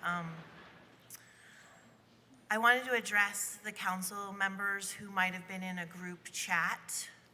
Specifically, I was added to your chat, so you took my voicemail when I was talking about how I was ashamed of the anti-democratic process that was happening in Burlington when, for the second year in a row, the apartheid-free community pledge was refused to be on there. And so I called some of you and left messages, and then I got to see that you guys chose to bring that to your own sort of group chat. Are we middle school or something? And then I got to see that, yes, I did actually speak with Ben Travers and Joan, who spoke about how I was a bitch and that I threatened her. And this is literally all I was calling to say, that as more than 5% of the voters in Burlington for the second time in a row in a year asked for this apartheid-free pledge to come to their community, and I was then told by Joan, why don't you go do it in your own town? I'm sorry. We don't have folks here at the table. Our rule is to please direct the comments to the chair and not call out others individually. Great. So I chose to go to my own town and try to have democracy happen in my own town, and I just want to say, maybe tonight will be the night that you all will step up with your moral compass to say, yeah, free speech is important enough, especially when it's about Palestine and having people deported and disappeared because they're just saying something about stopping genocide is important enough that you all could stand with your moral compass and be one of the places in the country, just like the places in this country that have stood up for apartheid-free community, so free Palestine. Our next non-Burlington resident here in person is Cora Honigford, to be followed by James Mark Lees. Hello. I would like to remind us all here that choosing not to act on radical or divisive issues is a political decision. Audre Lorde said, "Your silence will not protect you," and those words need to be echoing in all of our minds as we watch our country slide into authoritarianism.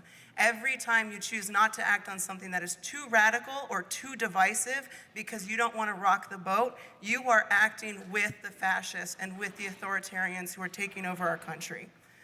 I would also like to speak in support of the Overdose Prevention Center.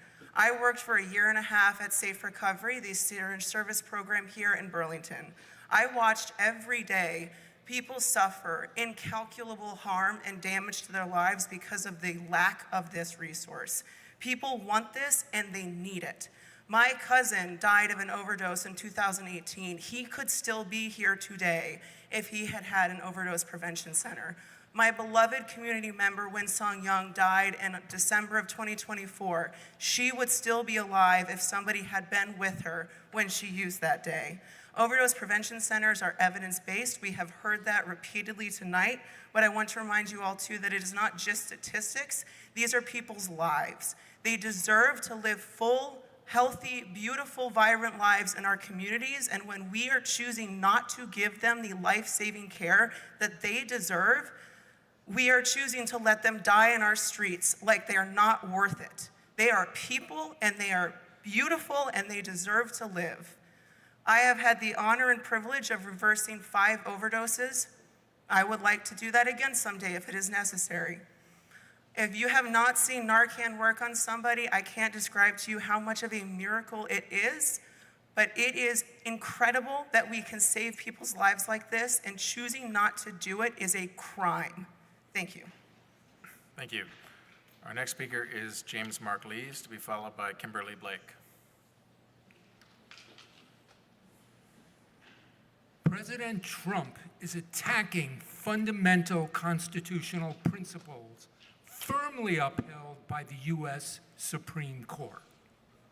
That every resident, whether citizen or alien, has the exact same right to speech, press, assembly, to petition for redress of grievances, and to due process of law.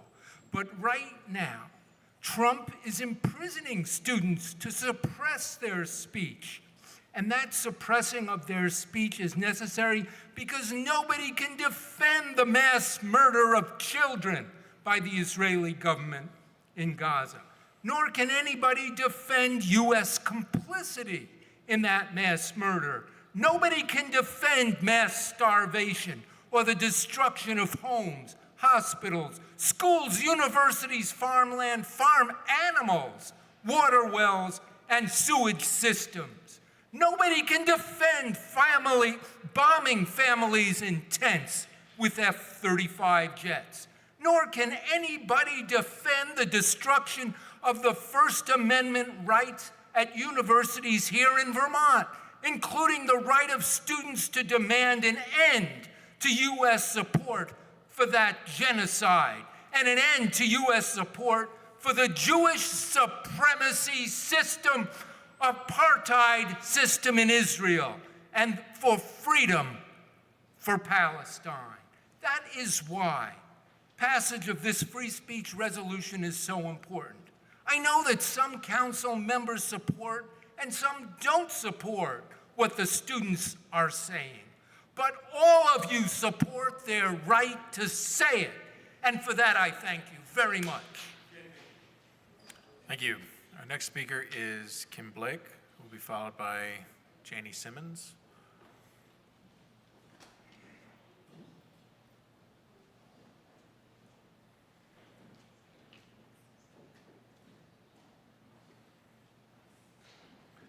And Kim, do I have 2 forms from you by chance?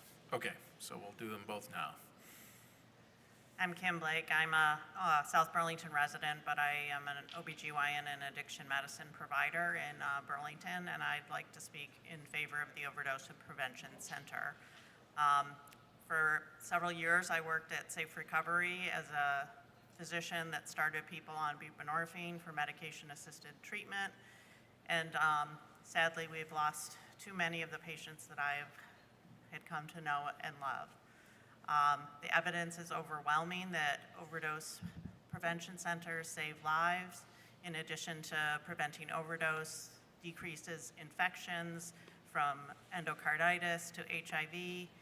There is less crime around safe consumption sites, and there's less crime and needle litter.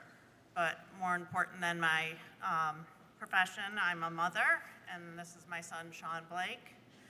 Sean died on Green Street, just a few blocks from where an overdose prevention center is proposed. Sean would have used a center if it had been available. He had no wish to die, he wanted to live. He was a working member of the Burlington community.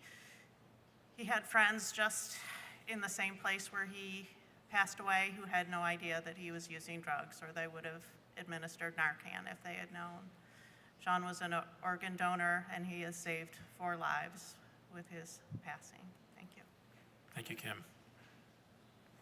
Our next speaker is Janie Simmons, who will be followed by Lincoln Heath.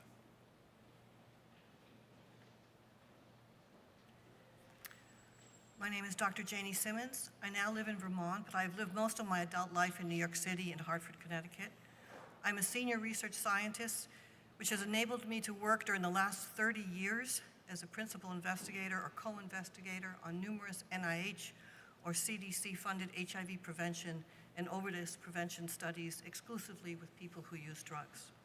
I'm also founder of Get Naloxone Now, where I created free online trainings on how to recognize an overdose and respond effectively with naloxone.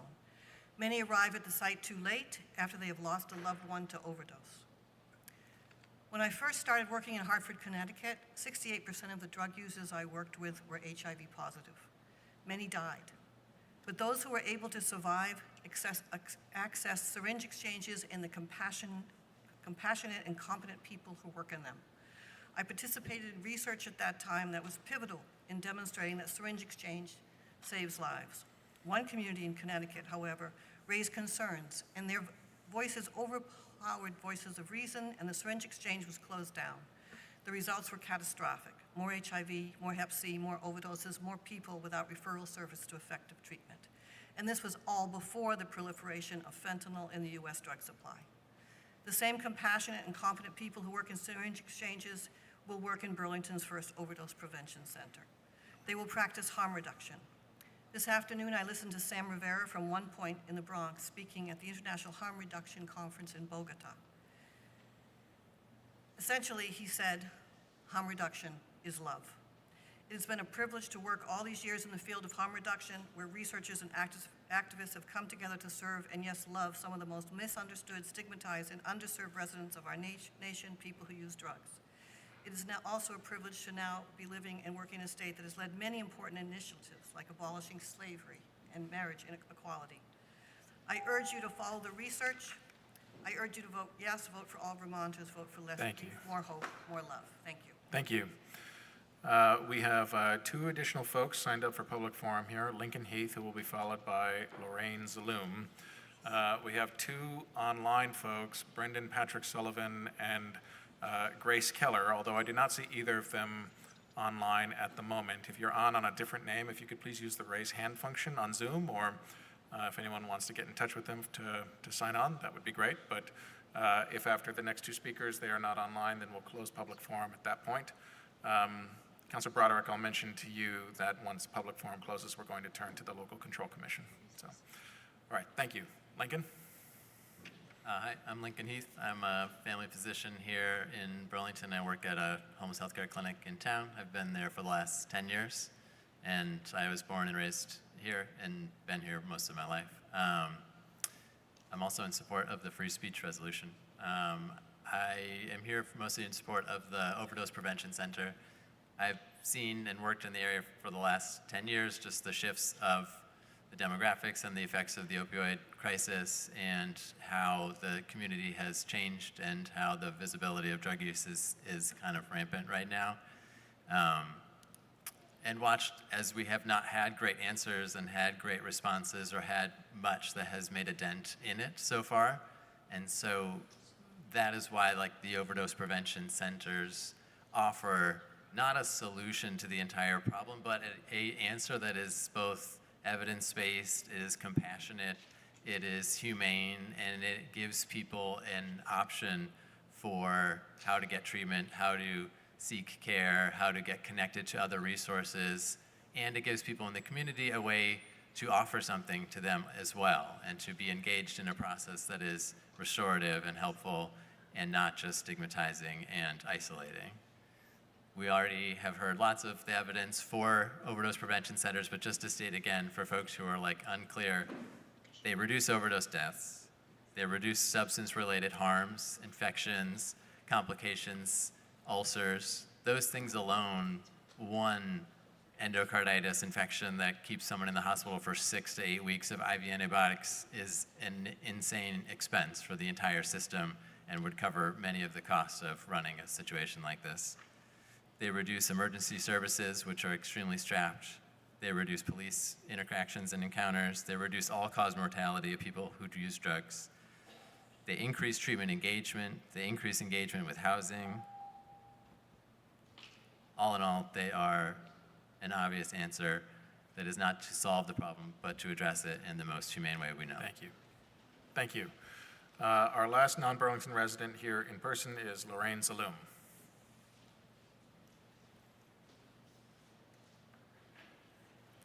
Hi, my name is Lorraine Zaloom. I came here from Essex. It seems to me, I came here to talk about the OPC, but it seems to me we're, certainly the other resolution, we're talking about the same thing. It's about rehumanizing the dehumanized. Really, that's what's going on. This is about making the right choices now. This is the moment. We're in the moment where the grassroots have to make these decisions.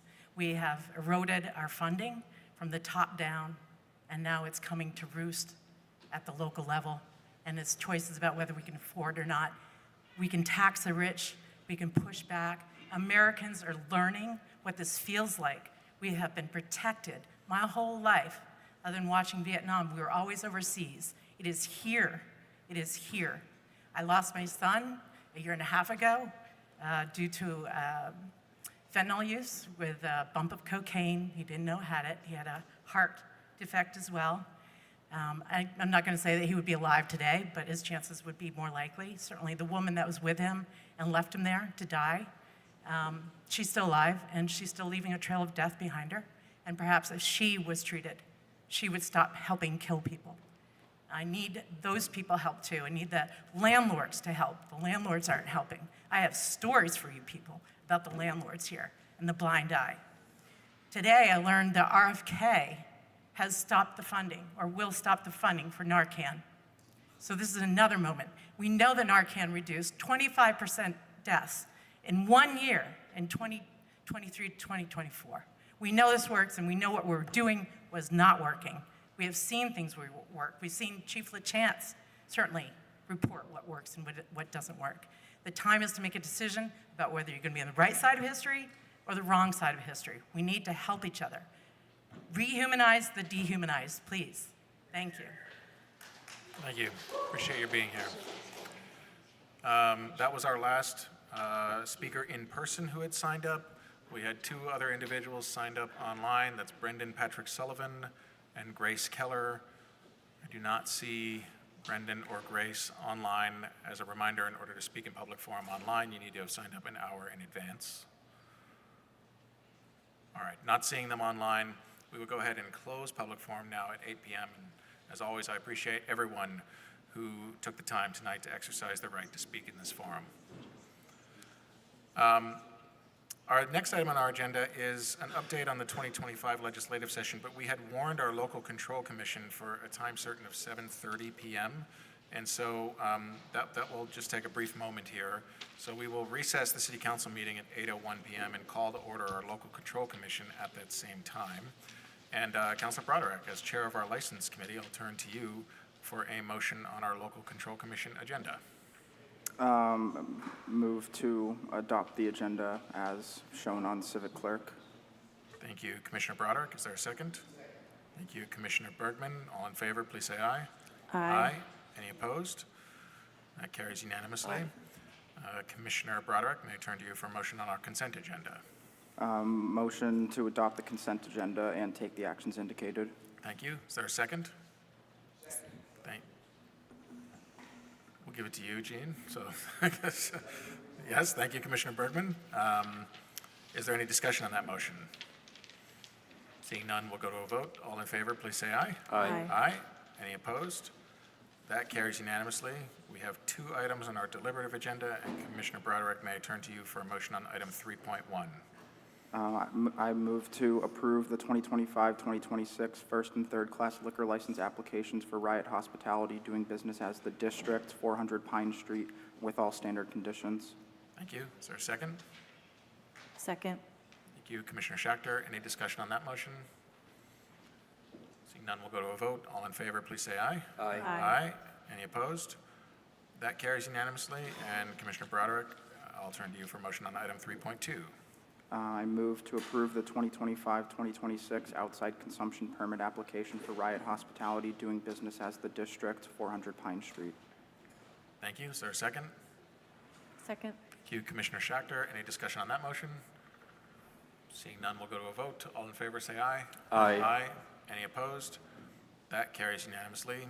Seeing no other business before the Local Control Commission, I will adjourn that meeting at 8:03 p.m. We will resume our City Council meeting at that same time. As mentioned, the 4th item on our agenda is an update on our 2025 legislative session.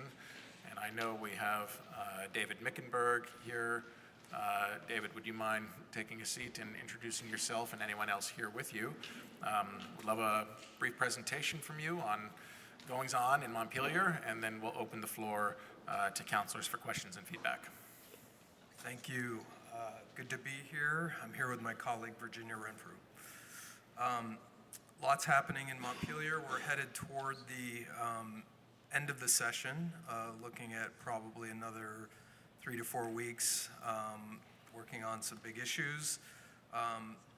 Of the priority issues for the city, last week, the charter change to ban guns in bars was passed through the Senate Government Operations Committee and onto the Senate floor, where there was a lengthy debate about the charter, and ultimately the charter passed by a vote of 17 to 12. Then passed again, that was on second reading, then passed again on third reading, and is now headed to the House Government Operations Committee, where we'll be working on behalf of the city to have that considered and taken up. So I would encourage all of you to watch the proceedings on the Senate floor. Very interesting conversation about the intersection between public safety and banning firearms in bars. Just as part of that process, the legislature heard from City Attorney Brown, the interim police chief Burke, and the mayor in the Government Operations Committee. Well received. There was a respectful debate in the committee, and that conversation will now take place in the House. Council President Travers, do you want us to just go through the whole report and then come back to questions, or issue by issue? Yeah, I think if you could sort of bullet point the report and then making sure we leave enough time for any questions and feedback. That sounds good. Yep. Also, 2 other charter changes that were recently passed this past town meeting day. One related to notice to tenants, another related to the sort of drawing of the district lines. Those will get an initial walkthrough. We just found out this afternoon. We'll get an initial walkthrough in the House Government Operations Committee this week. So, on the issue of housing, general assistance housing, as many of you know, there was no ability to reach compromise during the Budget Adjustment Act process. So the funding for an extension until the end of June for the GA program was not successful. The governor passed through executive order continued funding for a few groups that are currently in the program, but the broader expansion of the GA housing program through the end of June did not occur. So right now, the legislature is working on H91, which is the sort of a GA, General Assistance Housing Reform Bill, which is currently in the Senate Health and Welfare Committee. And the idea would be to reimagine the program outside of the, have it be administered through the CAP agencies and integrate different services within that administrative structure.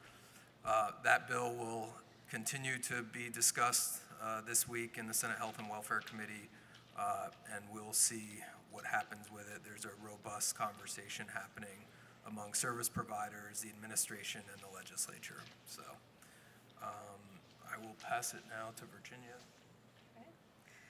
Good evening. We've been following H218, which is the Opiate Settlement Fund, and that is the bill that for FY26 funding has the $1.1 million for the Opiate Prevention Center. It also has money in there for 26 outreach or case management positions. And this has been going on with preferred providers, and it's a continuance of that with the funding.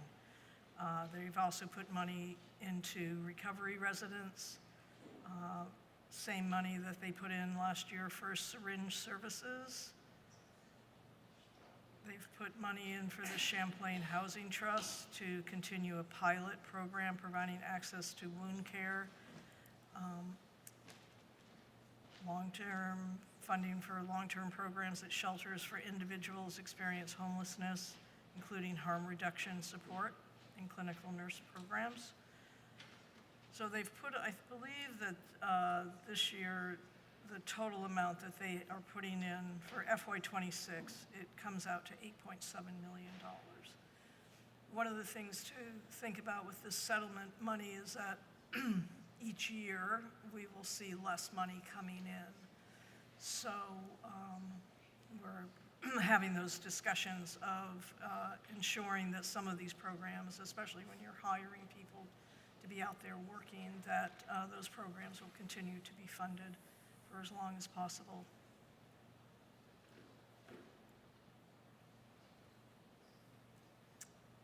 There's also, we've been following in the budget, the governor this year put money in to expand the pretrial monitoring system, and that will expand it into the Northeast Kingdom. So the governor put $650,000 into it. The House and the Senate has agreed with that. They also, the House added on top of that $1.1 million for pre-charge diversion program that has been, our Attorney General's office will be administrating that. It used to be through the Department of Corrections. The Attorney General's office had requested 1.7. The Senate has given them a total of 1.4. So we'll see, that was not in the governor's recommendation. And do you want me to do water? Oh, okay.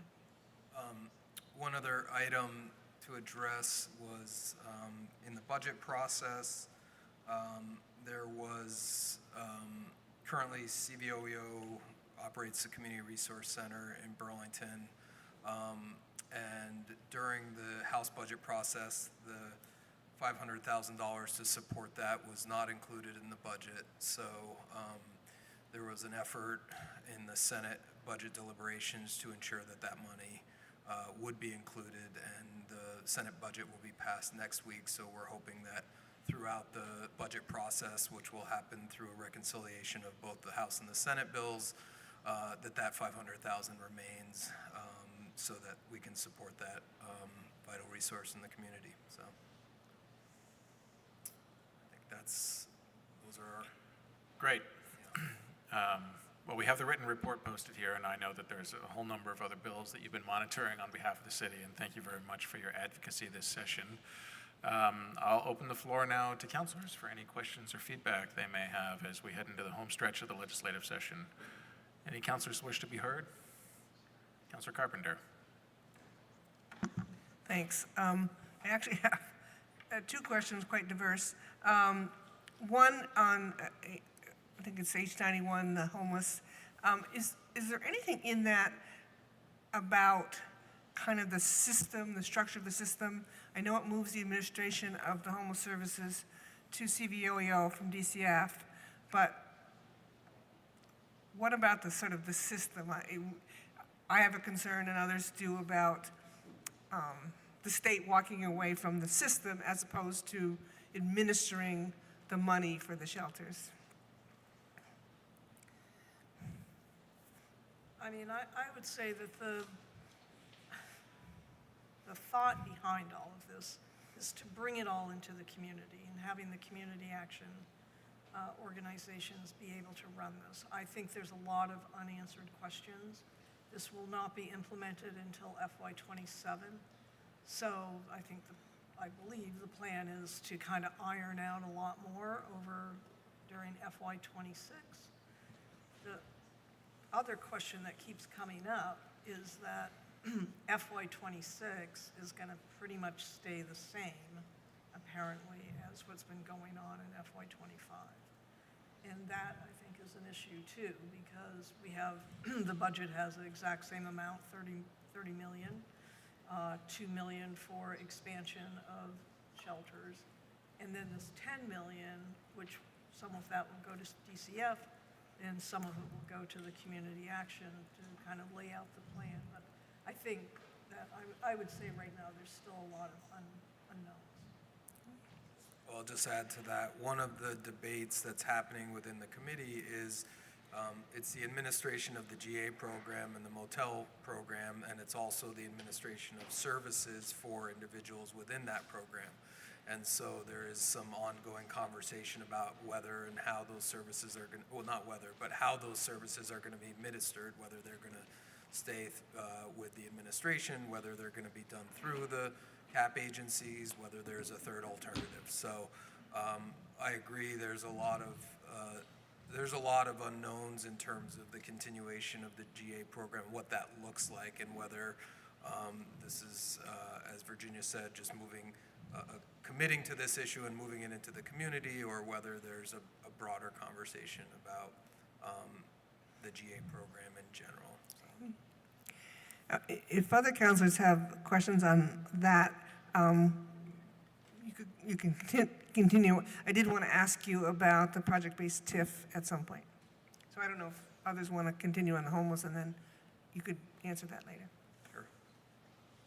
Sure. Councilor Barlow. Bergman. Thank you, and thank you for these updates. Just to put a finer point on Councilor Carpenter's concerns, that I share too on H91. The concern for us in Burlington is that we have 80% of the shelter capacity in the county, and we spend, according to a memo that the mayor provided to us last October, we had spent like $6.4 million on services related to the homeless and social services in support of, and that could be as much as $8 million in fiscal 25. And only the state has the authority to use the policy carrots and sticks to get other communities to start to step up and shoulder part of the burden. The fear is that if only the CAPs have the responsibility of administrating this, that there won't be any incentive for other communities to step up, and Burlington will continue to see an increasing share of the issue. So if there's anything we can do to advocate for policies that require other neighboring communities, not just Burlington and Chittenden County, to step up and shoulder some of the burden, that would be in our interest. Thank you. Thanks. Thank you, Councilor Barlow. Councilor Bergman.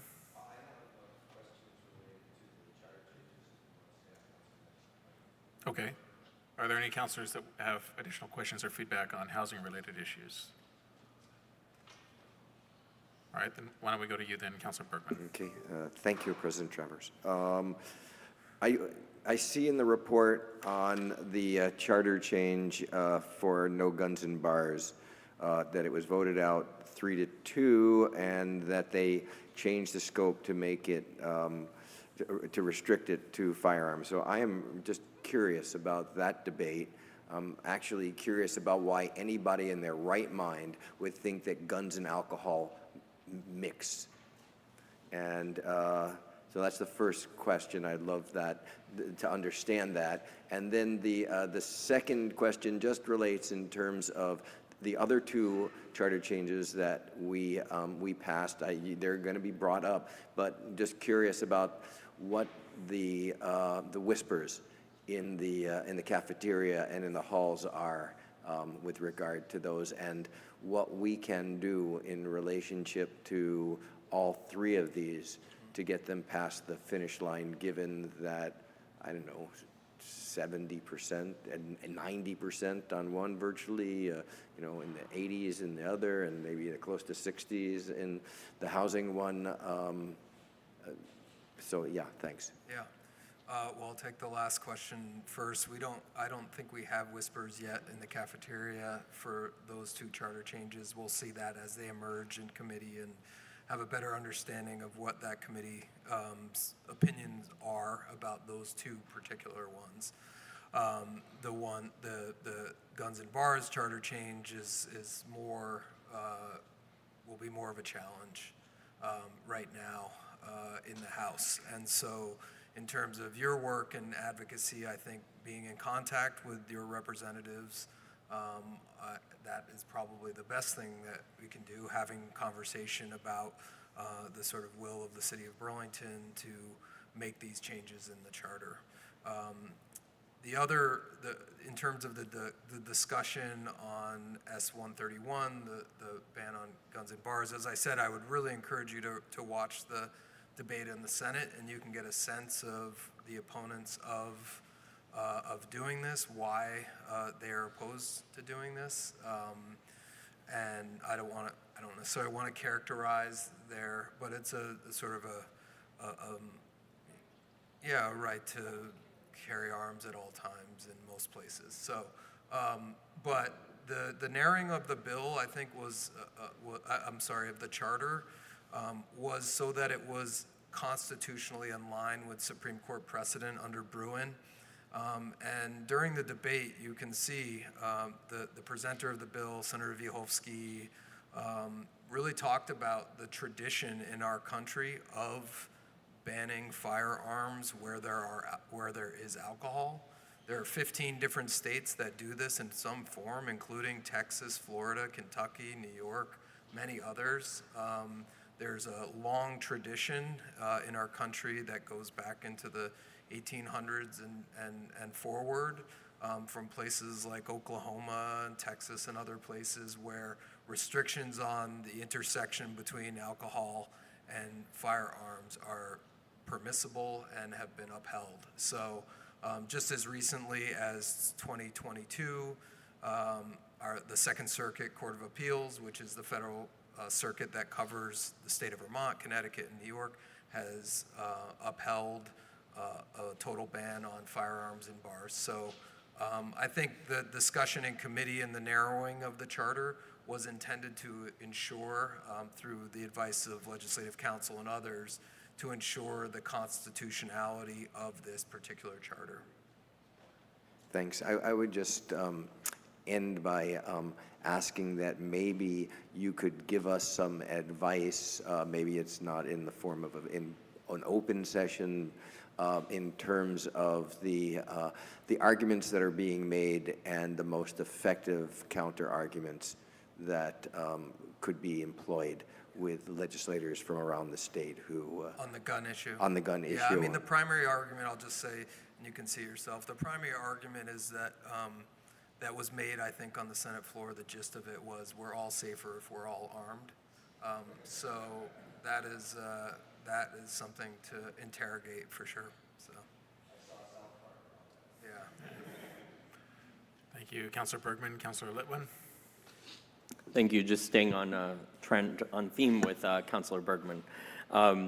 I first wanted to just ask, and maybe this is also for the future reference, I find it hard when I'm reading the report, specifically on the section of the charter changes, to figure out which charter change goes, because it just says H59 Burlington charter change. Then you go to the legislative website and you find that page and you scroll down and you find H59 and it says the same thing. So I have no idea whether H59 is the rental kind of stabilization initiative or whether that's H50 whatever. So it would be helpful, I think, for the public and also for myself. If I can't find it, there's probably smarter people in the room than me, but if I can't find it, a lot of people aren't going to be able to find it. So it'd be helpful if you could just maybe in the future name that. And I have a specific question about, I think you just mentioned that that was going to come up this week. You had just heard that, so it's probably not represented here. So I'd love to be reminded of which committee, which I think is Government Operations. Yes. House and, Government Operations. And I was not sure, because they have not published their agendas as far as I can see for next week. Or maybe I'm wrong, but I was just looking at their site. I know it's a lovely site, but. They probably posted it this afternoon. Okay. So ultimately, I think I hope that we will advance this with as much fervor as we are doing with other charter change resolutions that were passed. As Councilor Bergman pointed out, with great support from the people of Burlington. And I just want to remind the public who came here tonight with a really important message for us, which is we have to stand up and we have to speak up and we have to show up right now. I invite you to think about how we need you to also do that at the State House. It is not easy to do that in the middle of the afternoon when you're going to work and trying to manage your lives.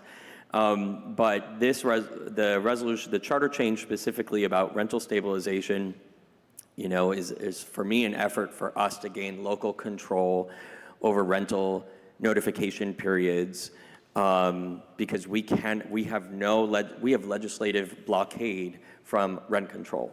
So we hear a lot about at the NPAs and other places about how desperately we need rent control, how desperately we need housing stabilization. And we are one of 10 states where we cannot do that at the municipal level. So workaround, maybe, but I'd love to know more about it so that I can show up and try to hold room in my schedule, since I wrote that and passed it with the help of Councilors Kane and Councilors Newbeezer out of CDNR. Great, that's very helpful, thank you. So let me know when that, when that is. If it's tomorrow, I really need to know. Thank you. Thank you, Councilor Litwin. Councilor Newbeezer? Thank you for this and all your work. I was just wondering if you could speak to, there's been a lot of conversation from the governor and legislature around consolidating school districts and various plans going back and forth. I haven't had the chance to really dive in or have a overly thoughtful opinion. But my concern is, and I've heard the concern from other folks, is we finally got sort of a funding formula that adequately compensates our schools. And so I wonder if you know anything about the two proposals as it relates to funding for the schools, and then just in general process that folks in the public should be aware of. Right. So currently the House has passed a school funding reform bill, long debated. It's now up for consideration in the Senate Finance Committee, where they will be looking at all the various pieces.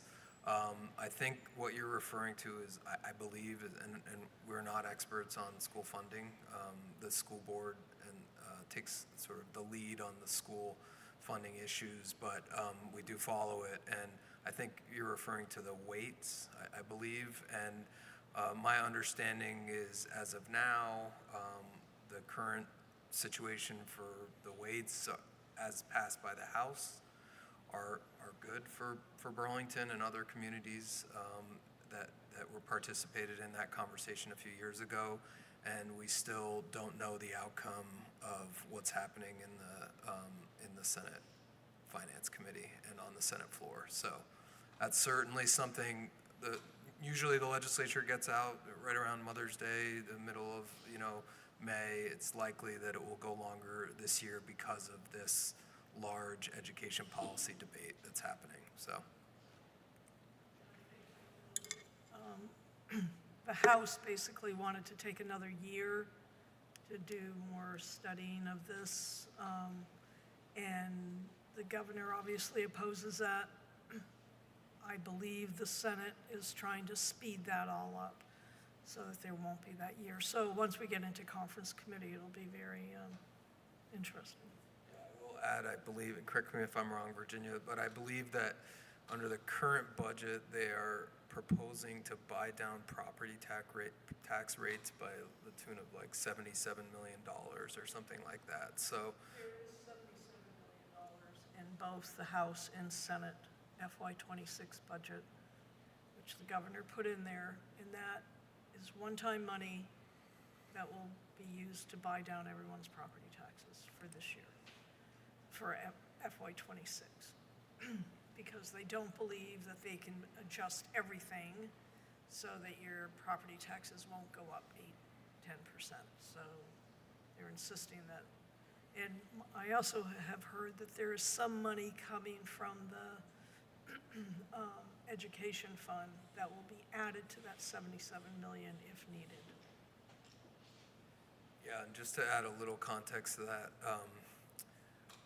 the legislature is also preparing for and trying to figure out contingency plans for if there is funding shifts from the federal government, which obviously would have major impacts on everything from nutrition programs to healthcare to education, across the board. So special everything, mental health, substance abuse, substance use disorder, all of it. So there's a lot of time and attention being paid to the what if this happens and how can we as a state help to mitigate the damage of what would happen.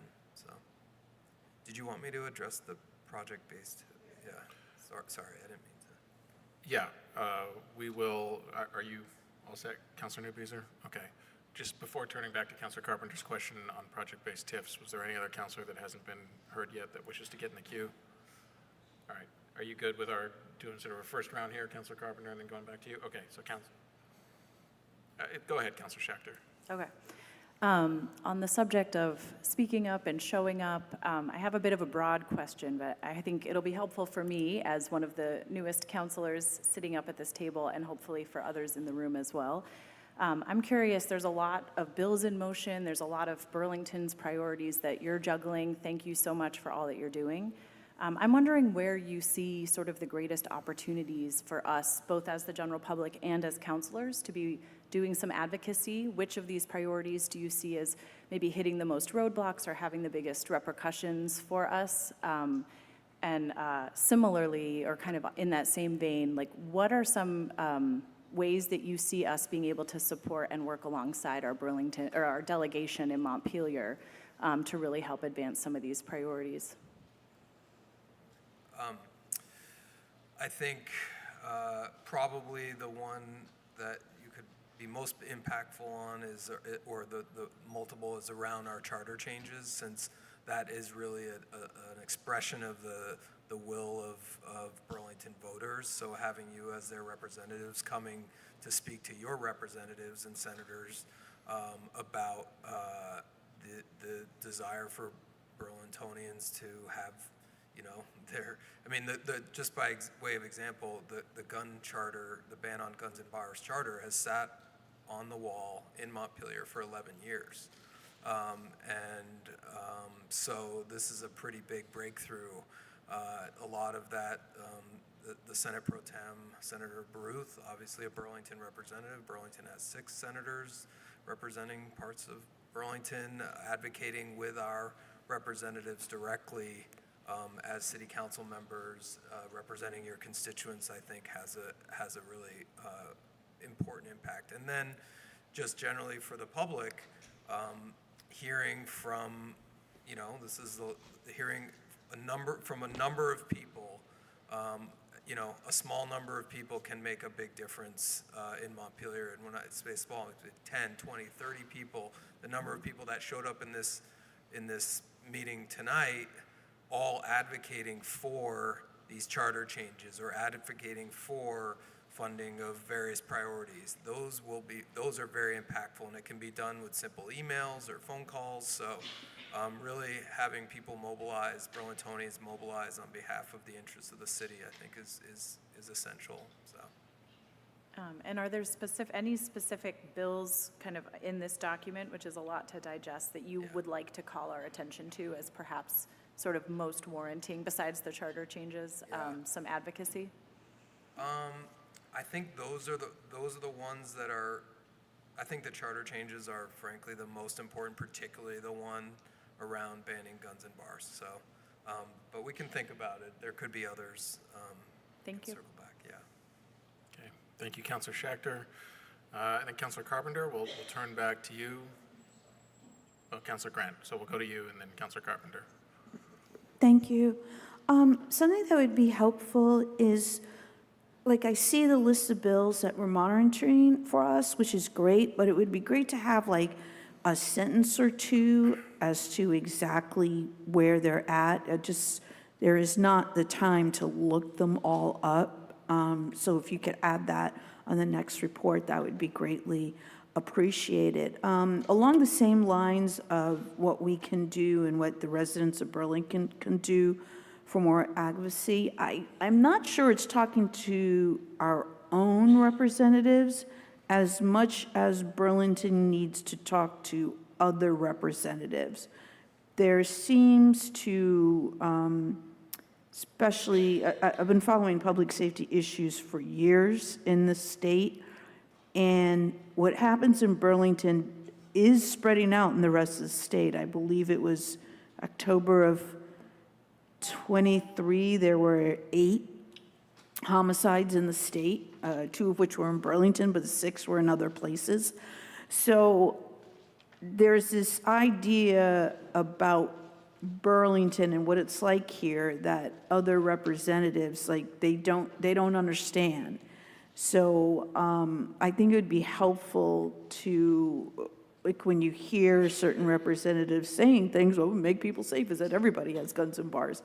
I'd like to know who that is, because I would definitely send them an email and just say, hey, you know, we have certain issues going on here. We're also a college town. We have a large number of young people in our bars downtown. There's definitely data to show that just looking at mass shootings across our country, it's not safer under those type of conditions. So anytime you're hearing like people who are really on guns or any of the other issues that are necessary for Burlington that we need to get past, if we have to educate people about what it's like in Burlington, that would be great. People think we're some kind of urban mecca, and we're not. You know, we're the largest population base, but we're not an urban mecca. So this idea that we're different because we're urban, I've heard that way too many times, and heard it from the governor, and it's dangerous for us. Thank you. One thing that you might want to do is, hopefully we can move this charter that just passed out of the Senate through the House this year. We're certainly going to be trying to do that. But you need to be reaching out to the governor, because I'm not quite sure where he's going to land on this. And, oftentimes you hear local control, you want to listen to the people, but then there's others who, have issues with restrictions on any type of firearm. So just a thought of. I'll just add to that in terms of the governor. The governor did have a press conference and discounted the 86.6% of Burlingtonians that voted for that charter change, because he said, well, only 34% of registered voters voted in that election, and that was a talking point that was used on the floor of the Senate. Now, if you compare 34% of registered voters voting, it's higher than many other places across the state, and it would sort of undermine any arguments around whether you're voting for your school budget or anything like that. So I think that was a precursor to his saying he would not support this charter change, even if it did pass out of the House, which we hope it does. So advocacy around the governor, Virginia makes a great point, is essential, because unlike in the past, the legislature does not have, actually the majority in the legislature does not have the ability to override the governor's vetoes without bipartisan support. So, And when did he say this? press conference a week or so ago. Okay, thank you. Okay. House Government Operations is taking up one of the charters on Wednesday at 11 o'clock. I'm not sure the council. Okay. Yeah. Thank you. So we are at the 30 minutes that we had allotted for this item. So I think if we could just go back to answering Councilor Carpenter's question on the status of legislation on project-based TIFs, and then we'll try to wrap up this segment. Great, thank you. Thanks for the time. Project-based TIF it's known as the CHIP program, has passed the Senate in the Senate Housing Bill, has now up for consideration in the House. The House Commerce Committee has taken extensive testimony on it and seems very supportive of it. And the bill, that section of the housing bill will be up for consideration in the House Ways and Means Committee in the next week or so. So it's certainly a priority of many in the legislature and the governor. And so there'll be an ongoing debate about the breadth of it and where it can apply and the structure of the program and who's monitoring it and whether there are criteria for affordability or not criteria. So those are the kind of conversations that are happening now. All right. Anything further, Councilor Carpenter? Okay. Well, David, Virginia, thank you very much for being here with us this evening. And again, thank you very much for your advocacy in Montpelier. We'll connect with the mayor's office, but if possible, likely may want you to come back at some point in June for a debrief of sorts, assuming that they're out of session at that point. Thank you. All right. Thank you. The next item on our agenda is item 5, Mayor General City Affairs. I do know the mayor would much rather be spending tonight with us, but is out of town this evening. And so we will turn now to item 6 on our agenda, which is the City Council General City Affairs.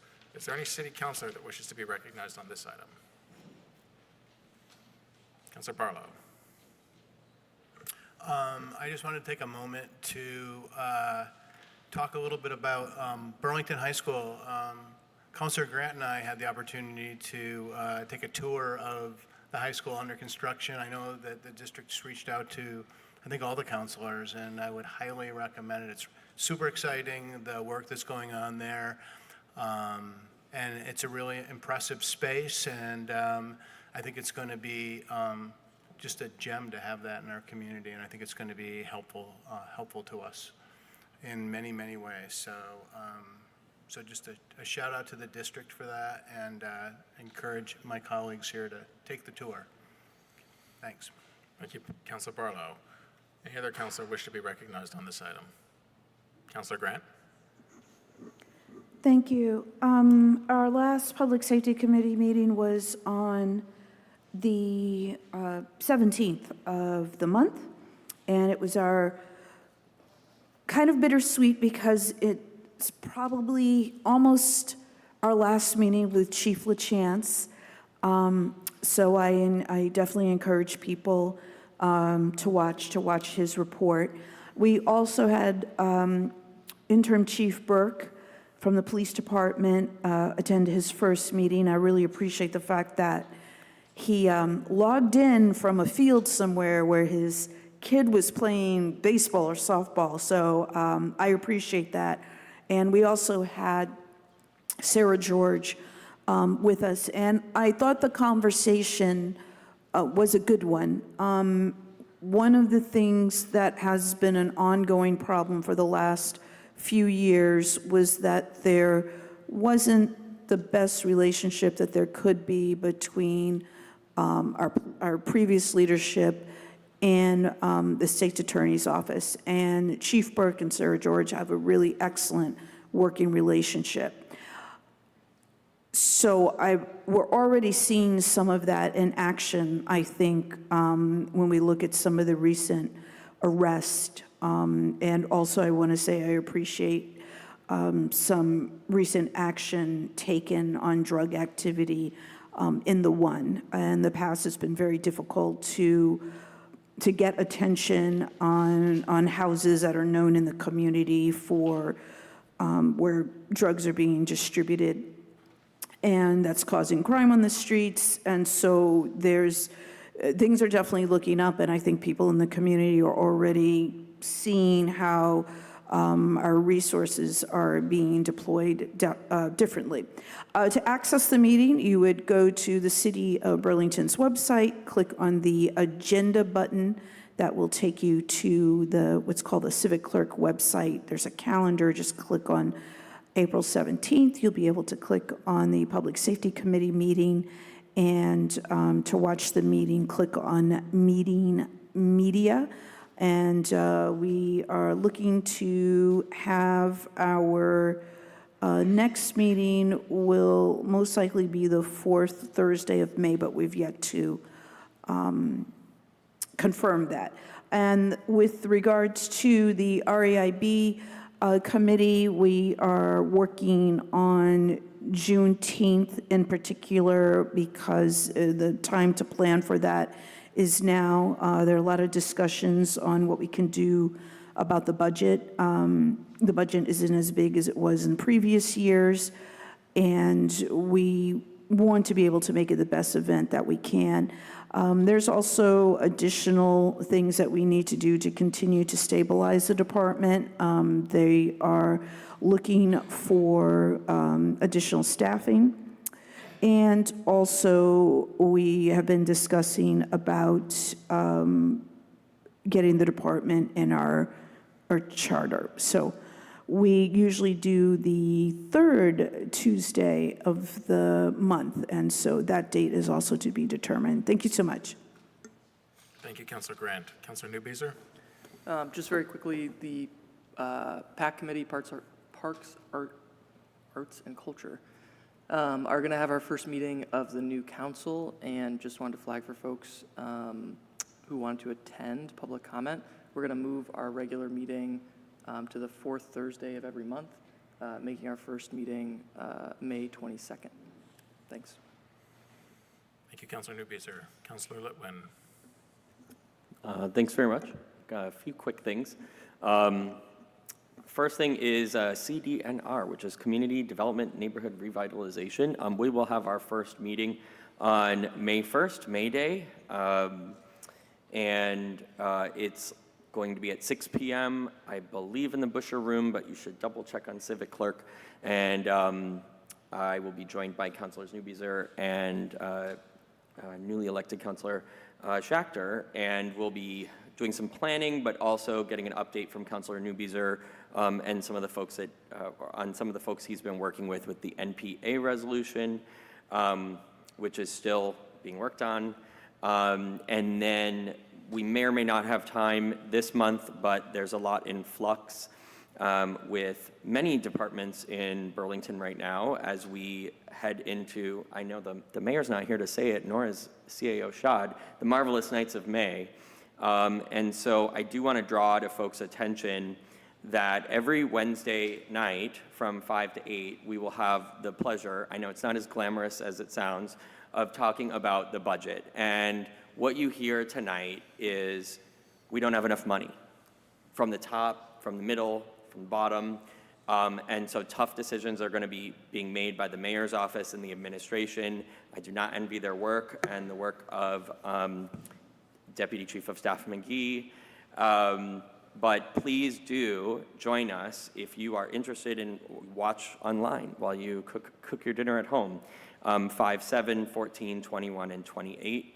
And I have listed all of the different departmental budgets that are being heard on each night in a PowerPoint that I gave at last week's NPA for wards 4 and 7. So if you go to Civic Clerk, you can see that there.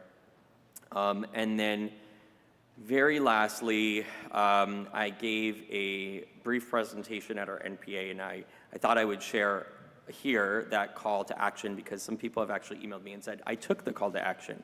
And I thought, that could make some change. So we have, I think, close to a dozen standing committees that we all sit on.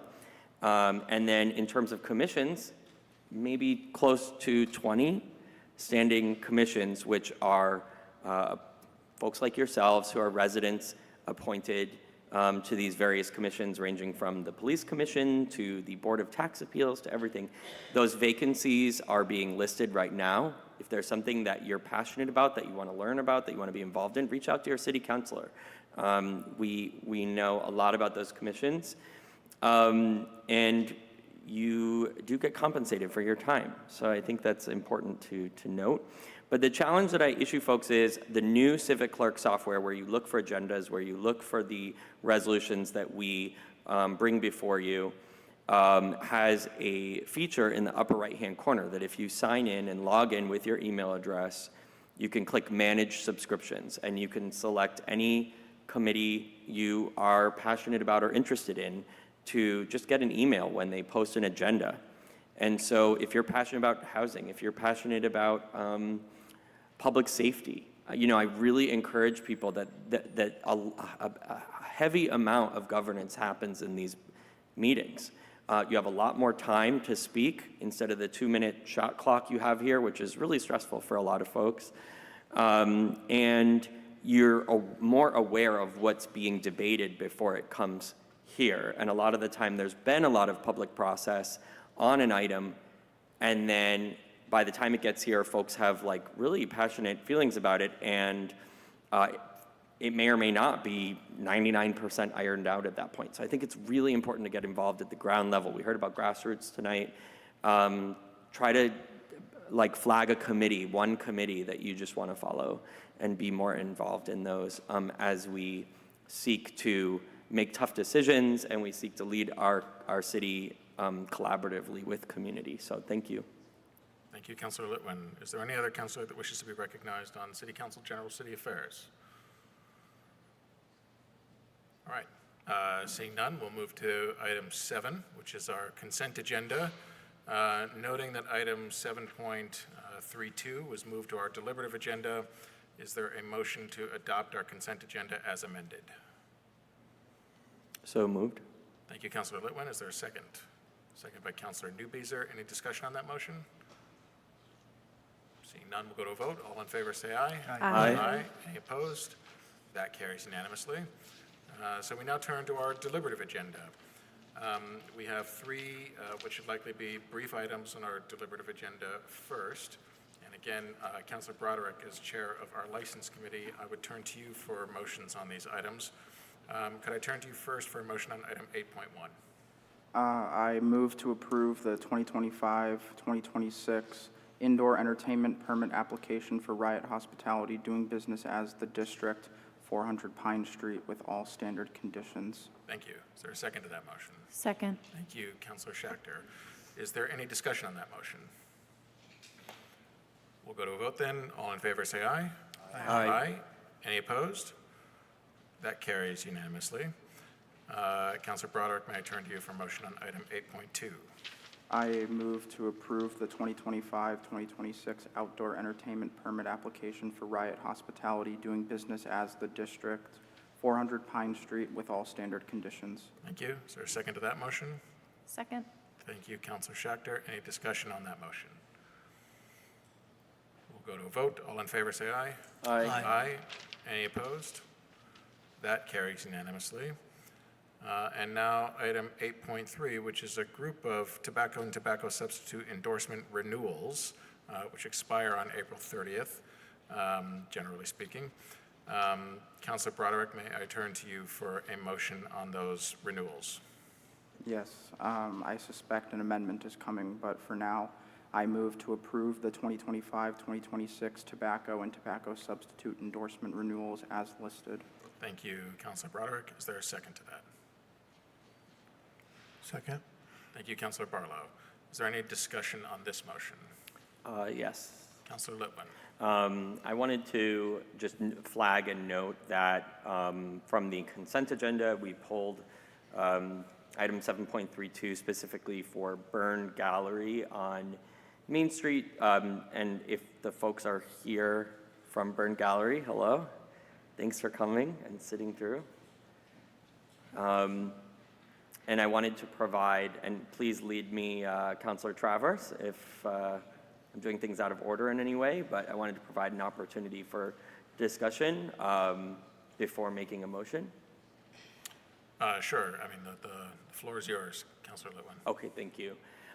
So thanks so much for being here tonight and for being a longstanding store in our community, including during the Great Main Streets project, which I know is impactful for Main Street. So I appreciate your time.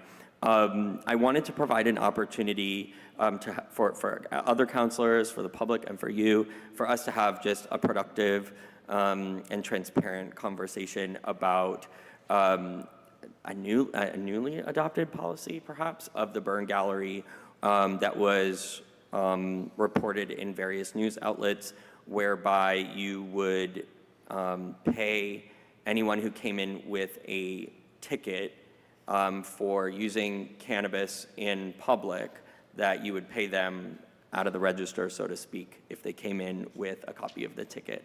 And so that caused me pause in wanting to sort of like run ahead with approving the license tonight. And so I was hopeful that you might be able to address that with us tonight and any thoughts you have. Sure.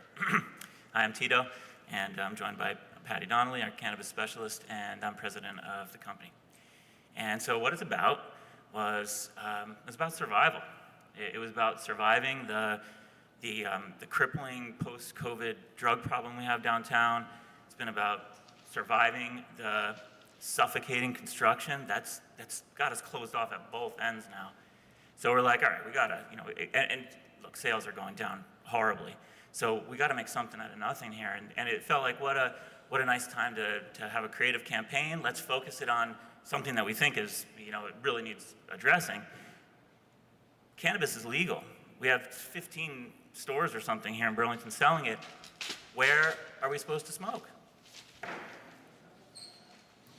Okay, thank you. So I appreciate that, and I understand that the Cannabis Control Board will review sort of what is proper and what is not.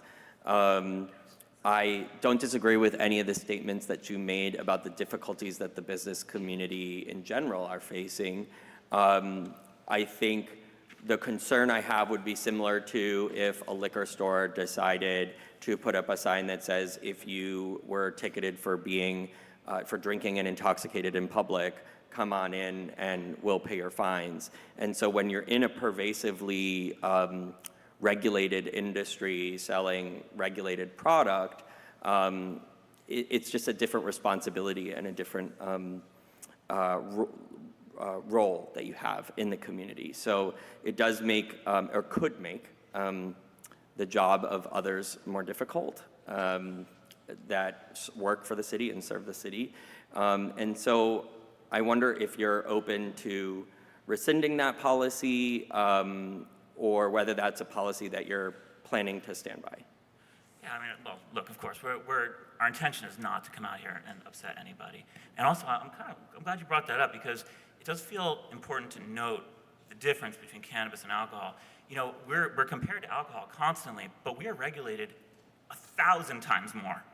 Can you imagine if every bar had to report where every single drop from that bottle went, of every single bottle? That's the reality. It's something else. So, and we also feel as though public intoxication with cannabis is a much different beast than alcohol. They're just so different. You typically don't see somebody smoking a joint and then going and publicly defacing something. Typically people smoke a joint, maybe get the munchies or something and go watch a movie. I mean, you know, it's just such a different beast, but that's what they want to compare us to, is alcohol all the time. It's very frustrating. If I may add, if there was no precedent for public consumption of this particular substance elsewhere in the country, I think it would be a more valid comparison. But if we just look to our neighbors in New York, you are in fact able to smoke a joint anywhere you can smoke a cigarette, which we find to be very sensible. So I understand, if there was zero precedent of anywhere in the country where people were smoking on the streets and there weren't problems, I could understand that concern a little more so. And of course, if it comes to us, I don't mean to speak for Tito, but I think we would acquiesce the request to rescind the campaign. But as he said, we are desperate to an extent without wanting to admit that. And any way we can drum up support and conversation, perhaps about a law that maybe doesn't need to be there anyway in our estimation, then we took the opportunity to do so. Well, I'm out of time. Recognize that, so I won't ask any more questions. Thank you very much. I appreciate your willingness to rescind that. So I would like to make a motion. Actually, should I make the motion now? Would you like that? If you have a motion, it would be in order. Okay, so I'd like to move that on or by June 16th of 2025, that the City Council License Committee report back on what process, if any, the city's local Cannabis Control Board may follow to report objectionable conduct by Burlington licensees to the State Cannabis Control Board. Is there? Sorry, that's it. All right. So this is a motion separate and apart from the underlying motion that we have on the floor. So we would be voting on this before we get to that motion. This is a motion sort of making a referral and ask of sorts of our license committee to report back to the council on or by our meeting on June 16th on the process to be followed for any cannabis licensee.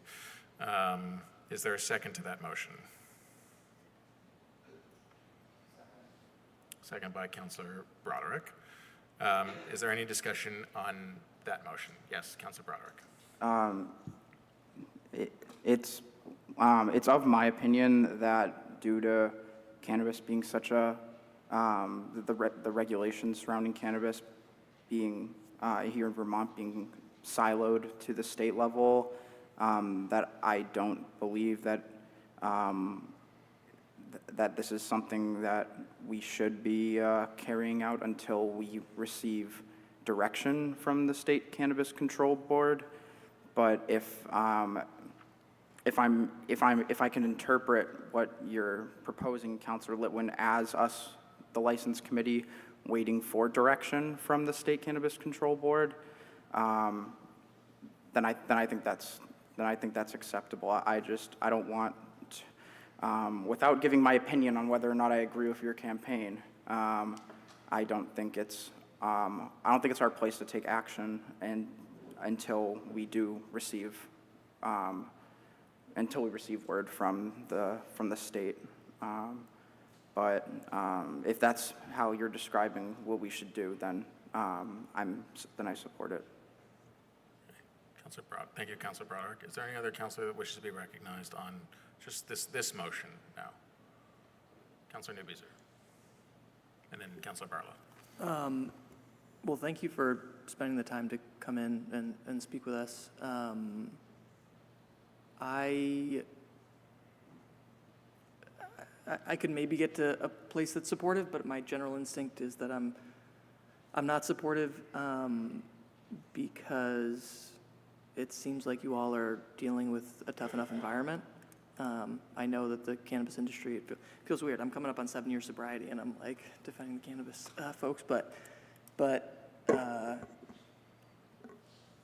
I don't know, this just feels odd in terms of our relationship as a council and a body on the floor to these discussions with other businesses around town on Church Street, in Burlington generally. So I don't know. I don't want to hold license or bring folks who own businesses on the floor I don't know what even my opinion is on the whole like marketing campaign thing, but whether it's ill-advised or not, it feels strange to be bringing you all here in this way, I guess, respectfully. Yeah. So I'll just offer a bit of clarity, and then Councilor Litwin, correct me if I'm wrong here. So the underlying motion before us is with respect to the tobacco and tobacco substitute endorsement renewals. And under our state cannabis statutes, a cannabis licensee that is also selling any smoking paraphernalia, even if not necessarily to be used with tobacco, nonetheless is required to have a tobacco license and a tobacco substitute endorsement.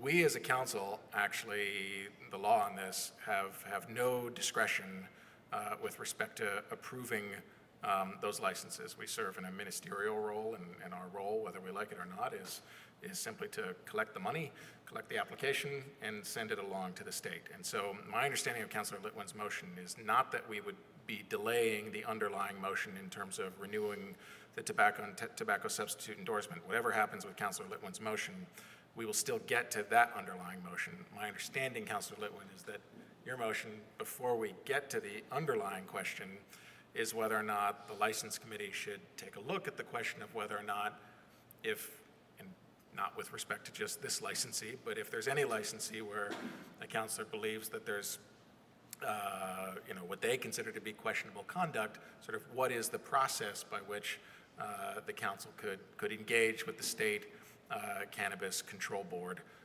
to relay that concern. So that's my understanding of what the motion is, Councilor. You sound much more eloquent than my clunky motion, and yes, I have no intention of exceeding the authority or holding up the license. I appreciated that we could have the conversation because I hadn't met you before, and I'm glad to meet you tonight. So thank you, and I know that Councilor Barlow is in queue. Yeah, okay. All set, Councilor Newbeezer? All right, Councilor Barlow, and then we'll hopefully try to go to a vote. My questions have been clarified, and I no longer have them. Okay. Sorry, keep this going. It does feel like there's one very important distinction to put out there, that it is technically two separate businesses. It's Burn Gallery Smoke Shop and Burn Gallery Cannabis. That's why we were literally, the CCB made us put up a literal wall in the middle of our store. It's literally two separate spaces.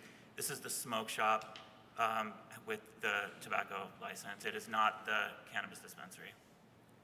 Great. I appreciate that clarification. Councilor Grant, we're still on the motion made by Councilor Litwin. Do you have some comments on that?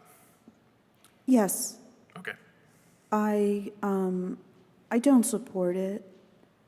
When I read what you were doing, I was like, all right. Because you are under these restrictions with regards to how you can advertise. And there has been, I've talked to other owners of shops downtown who have had issues with other ideas that they've had where you just, like you literally can't advertise, basically. You cannot advertise in any of the quote-unquote normal ways that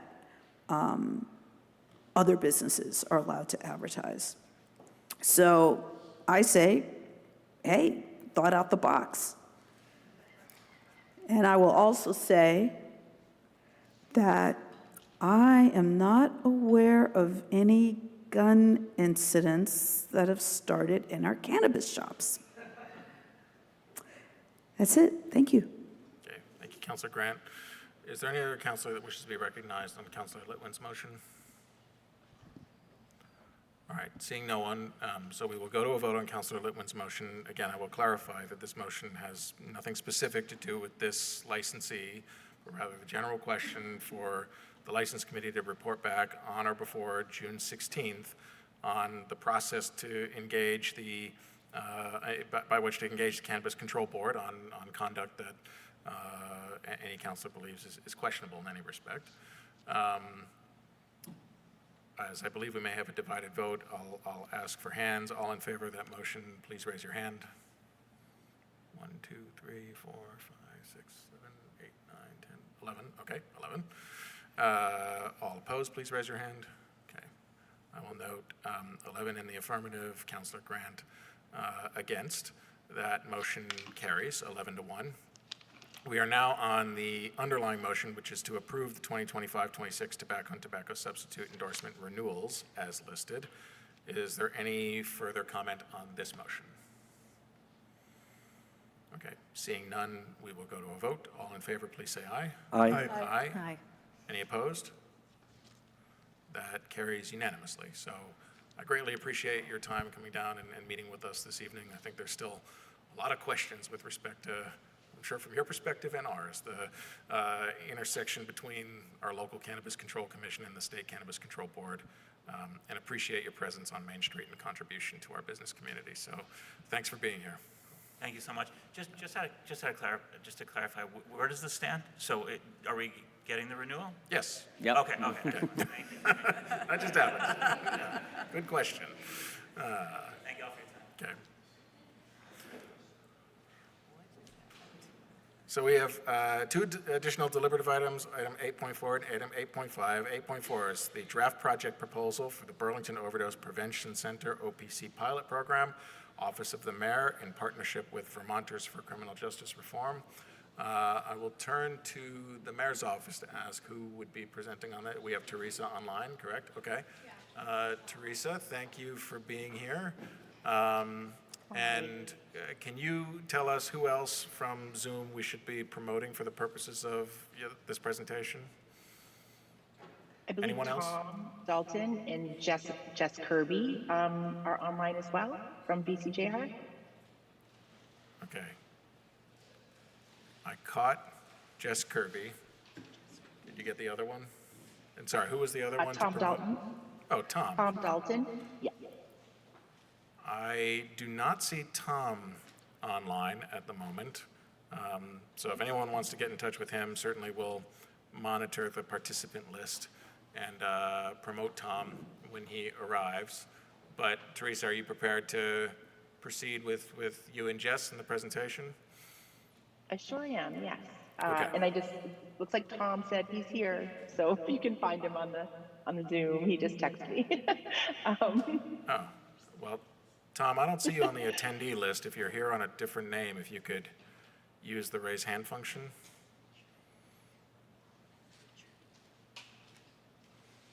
Well, you all find Tom. Okay. I'll go ahead and I know Well, what you're doing, so I'll try someone to get raised us their started. someone raised their hand with Monica Rivero. Is that Tom by chance?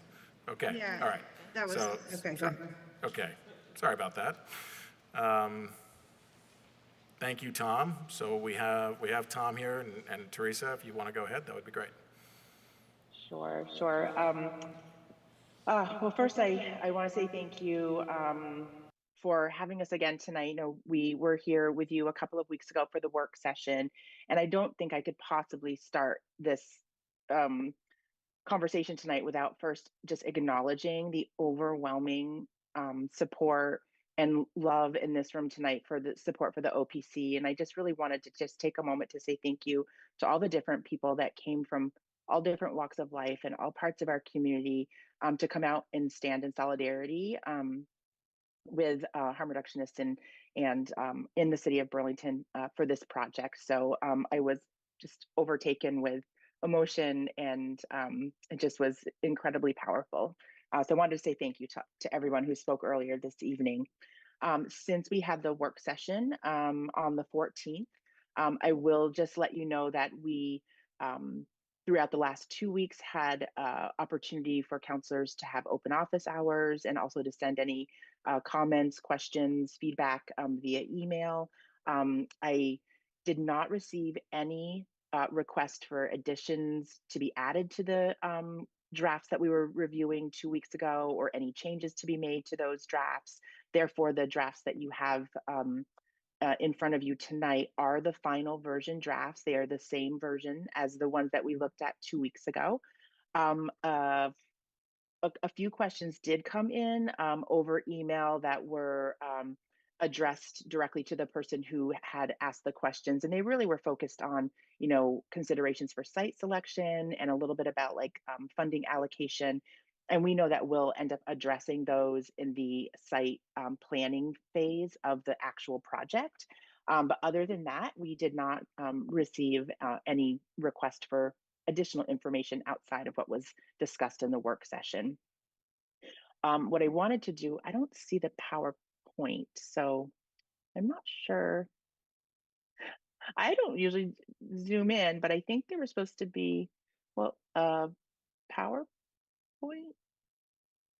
I don't see it.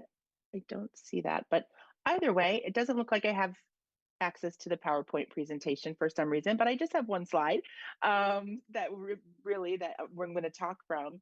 And that's wanted to just talk a little bit about the next steps. So we all know that we're here tonight for the vote to approve the project proposal and compliance plan that we all reviewed together 2 weeks ago. And I wanted to let you know what some of the next steps would be. After tonight's vote, we are hoping that it will be a vote in favor to submit this proposal to the Department of Health. Ideally, we would submit this proposal to the Health Department tomorrow.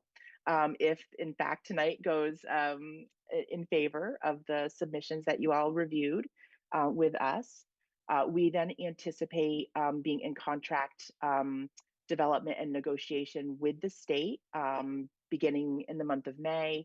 It might go into the month of June. Through conversations with them, we have learned it takes about 6 weeks for that to have for the review of the proposals and then sort of get through the contract negotiation and agreements, 6 to 8 weeks. So we're anticipating that to be happening in May and June, hopefully coming back to the City Council in June, maybe July, but hopefully June, to get council approval on the state contract and for the acceptance of the grant funds from the fiscal year 25 state opioid settlement funds.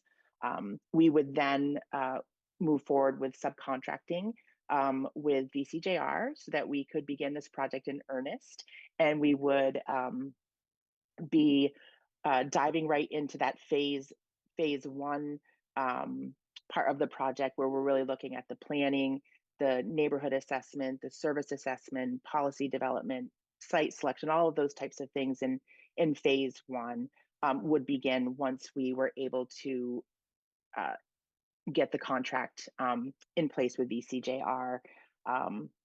In the interim time, because we know there'll be a little bit of time before the contracts are all executed and in place, the mayor's office, and I guess my position, one of the priorities that we'll be moving into is to do a late summer sort of NPA tour. We'll be visiting each one of the NPAs to talk a little bit more about the project, but also to gather information, to really learn from folks, what questions that they have. We'll also be doing some other community engagement. These engagements will hopefully help to prepare for the formal neighborhood assessment and service assessments that will happen once the contracts are executed. So it's sort of pave the way sort of situation. And of course, ongoing communications with community partners and other important stakeholders, of course, law enforcement and EMS and other community-based organizations. I want to give you all a chance to ask any additional questions that you might have of myself or of Tom and Jess at VCJR before you consider voting on the submission of the proposals for the OPC. Thank you. And thank you all so much for your time. Thank you very much, Teresa, and thank you very much for all the work that you've put into this since joining us here at the city. So let me turn to the council. Are there any councilors that have questions or feedback for Teresa on this item, or the other folks on the team? Councilor Newbeezer. I just wanted to thank you again for all your work. I really appreciate it, and I think we do have a real opportunity here to build out a case study of why this is such an important tool in preventing death, in reducing public drug use, in reducing some of the syringe litter that we've had multiple conversations about. I just motioned to Councilor Litwin, who worked on a resolution earlier last year in regards to that. So I just really appreciate your work, and I think what I heard in public comment tonight and what I hope that you'll find throughout the engagement with the community going forward was overwhelming support. I think in the last 2 times as council, tonight and last meeting, we've talked about this. Out of everybody who's commented, which was dozens and dozens, 1 person was explicitly opposed to it. And so I do think there's overwhelming public support, and I think it's a good opportunity for us to hopefully have a unanimous vote in support of this. Feels like an opportunity to sort of pair again something that's popular, something that's effective, and that hopefully we can see unanimous support for. So thank you. Thank you, Councilor Newby. Is there Councilor Litwin? Yeah, and I want to thank you, Teresa. I'd hoped to email you sooner, and I hope you're healing well from your surgery. So thank you so much for all this work and laying out this plan. It affirms for me why you are the right person to lead this work, and I am grateful for the thoughtfulness that went into this document. There are some really small things, like small tweaks, that I would like to maybe get at tonight. But before I do that, I just want to say we need this. We need something. I know that there are skeptics out there, and I hear you, and many of your concerns are valid. And I'm happy to keep talking to those folks in my ward who are skeptical of this. Equally, doing nothing is not going to address the substance use crisis, is not going to help get people into recovery tracks, and is certainly not going to save lives or deal with, as Councilor Newbeeser pointed out, the copious amounts of syringe litter. It's going to help create pathways, in my mind, for folks to make the hard change to kind of make that shift in their life, and they're going to have hopefully trusted relationships there that they can rely on. That being said, what I would love is under the evaluation section, I know VDH grants are really specific in their reporting requirements. And specifically, I'd love any time that you're preparing your grant reports for VDH or any other agency, that those also be forwarded on to this council, because I think the public wants us to have an eye on that, and that way we're not chasing after reports from VDH or anyone else. Not that you wouldn't share that with us, Teresa. I'm sure you probably would, just out of habit because of the person that you are, but I'd like to enshrine that in the plan if possible. And then I think that was all my concerns.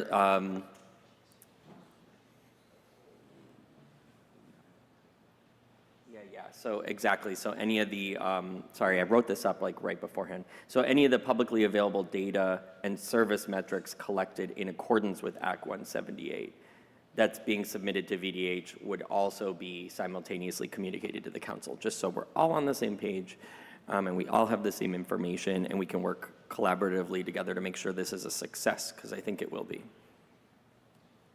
That was my only concern, for the most part. Thank you, Councilor Whitman.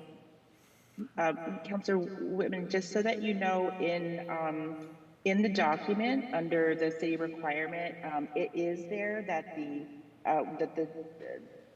the annual reporting would be publicly available.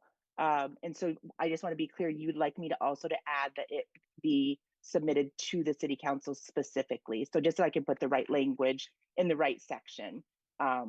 Is that what you're, just so I'm clear, it's number 6 under annual reporting requirements. So I'll add a section there if that works for you. That's great. I might have missed it from the state plan when I was going through that, so I appreciate that. Yes, it would be great if you could just forward it on to us in that way. I will. Okay, thank you. Thank you. Thank you, Councillor Litwin. Is there any other councillor that wishes to be recognized on this item? Councillor Grant. And then Thank Councillor you. Barlow, excuse me. I represent the Central District, which is Wards 2 and 3. We are the epicenter. I say it over and over again. We were the canary in the coal mine, and we were gasping for air at the bottom of the cage, and we could not get the help that we needed. We could not get a strategic plan. We have been very slow to look at new ideas and new tools. Everything's been glacially slow. So I am very happy that we're getting closer, and I'd like to see all of us approve it. Hopefully that is possible. I do know, and I have heard, continued concerns that quite frankly are fear-based. They're not fact-based. We've had a lot of presentations.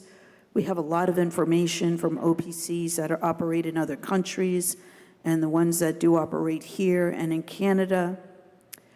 We have to stick with fact-based, data-driven decisions.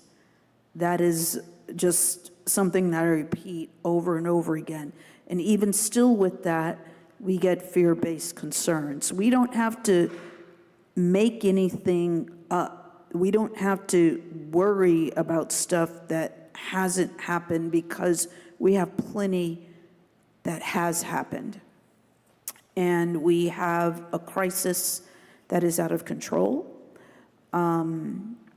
We have a crisis that hasn't gotten the attention, and it needs to be attacked on several fronts. We cannot arrest away substance use disorder. We have to have that part that is harm reduction. We do need to arrest people who are trafficking in our community for sure. And that trafficking has created an environment that is not safe for our residents, especially our families. So it's part of the toolbox that we keep talking about. And several years ago, when we were first going through the severe opioid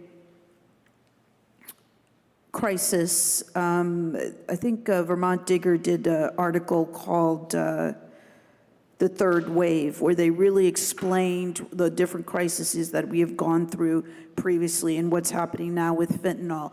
But when we previously went through opioid crisis, we had former Governor Shumlin, he did a state-of-state address. He said, this is number one. We have all got to get together, and we need to work on that. We do not have that kind of leadership in the State House at this time, which is deeply regretful.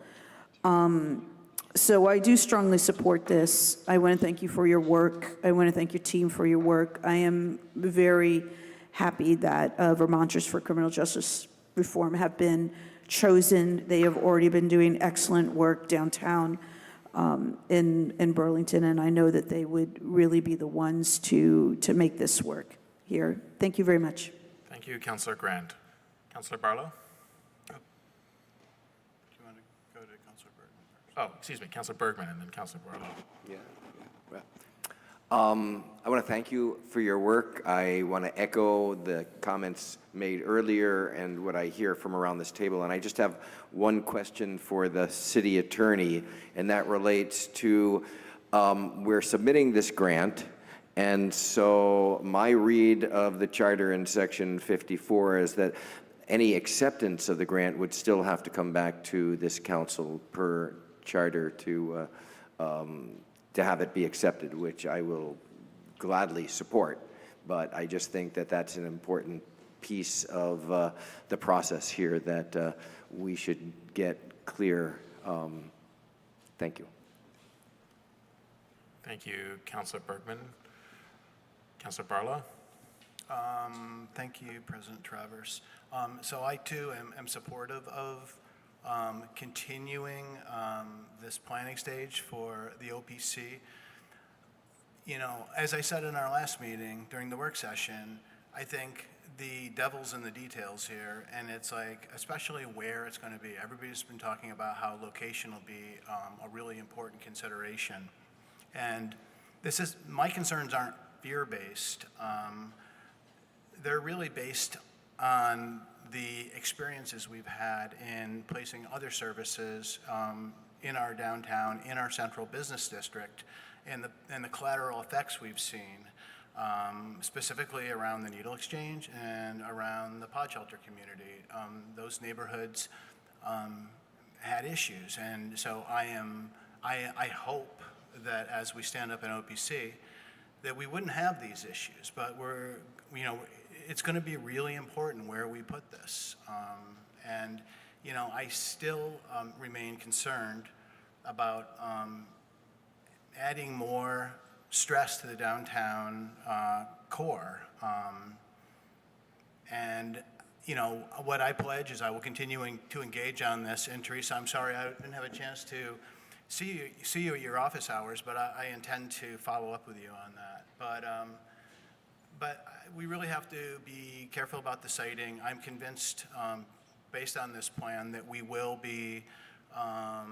engage with neighborhoods. We will, be careful about, what we're doing and how we're doing it. So, I can support this tonight, but I remain sort of concerned, and I'm hoping those concerns will be addressed through this planning process.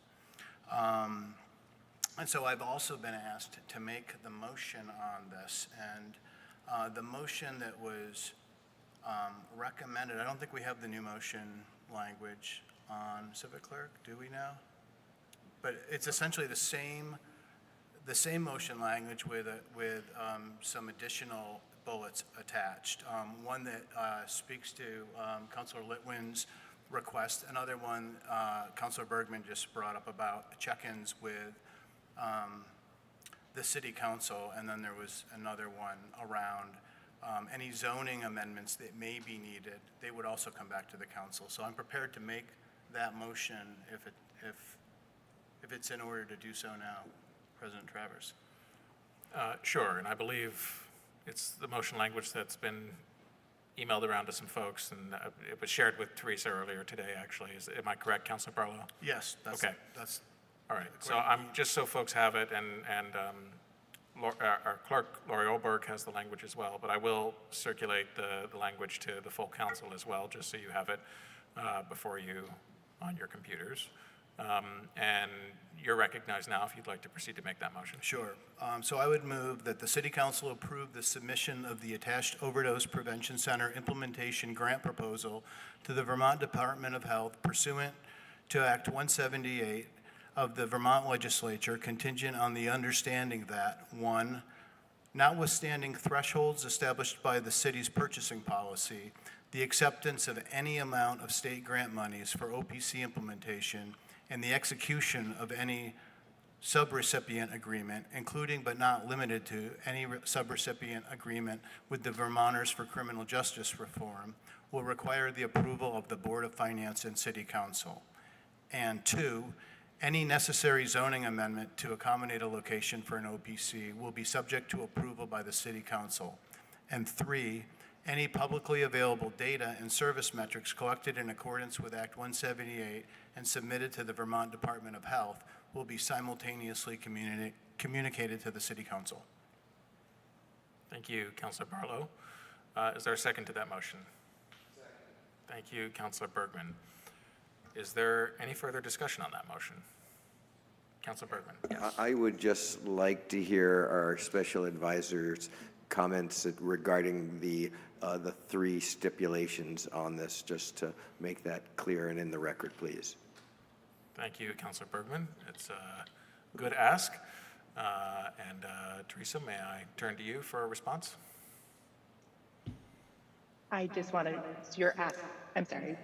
Could you ask that question one more time, just do you want my weigh in on the new motion language? Yeah. The bullets? Yeah, right. My understanding is Councilor Bergman is seeking your feedback on sort of those 3 points, as I understand it. One being the acceptance of the grant monies, as well as any entering into a contract with VCJR, or if there was another subrecipient agreement, that would be subject to council approval. 2 being that, as is our standard practice, that any zoning amendment would have to come before the council, and then 3 being responsive to Councilor Litwin's points earlier on reporting. So am I correct, Councilor Bergman, that's, you're seeking responses on those? Yes. Yes, sorry about that.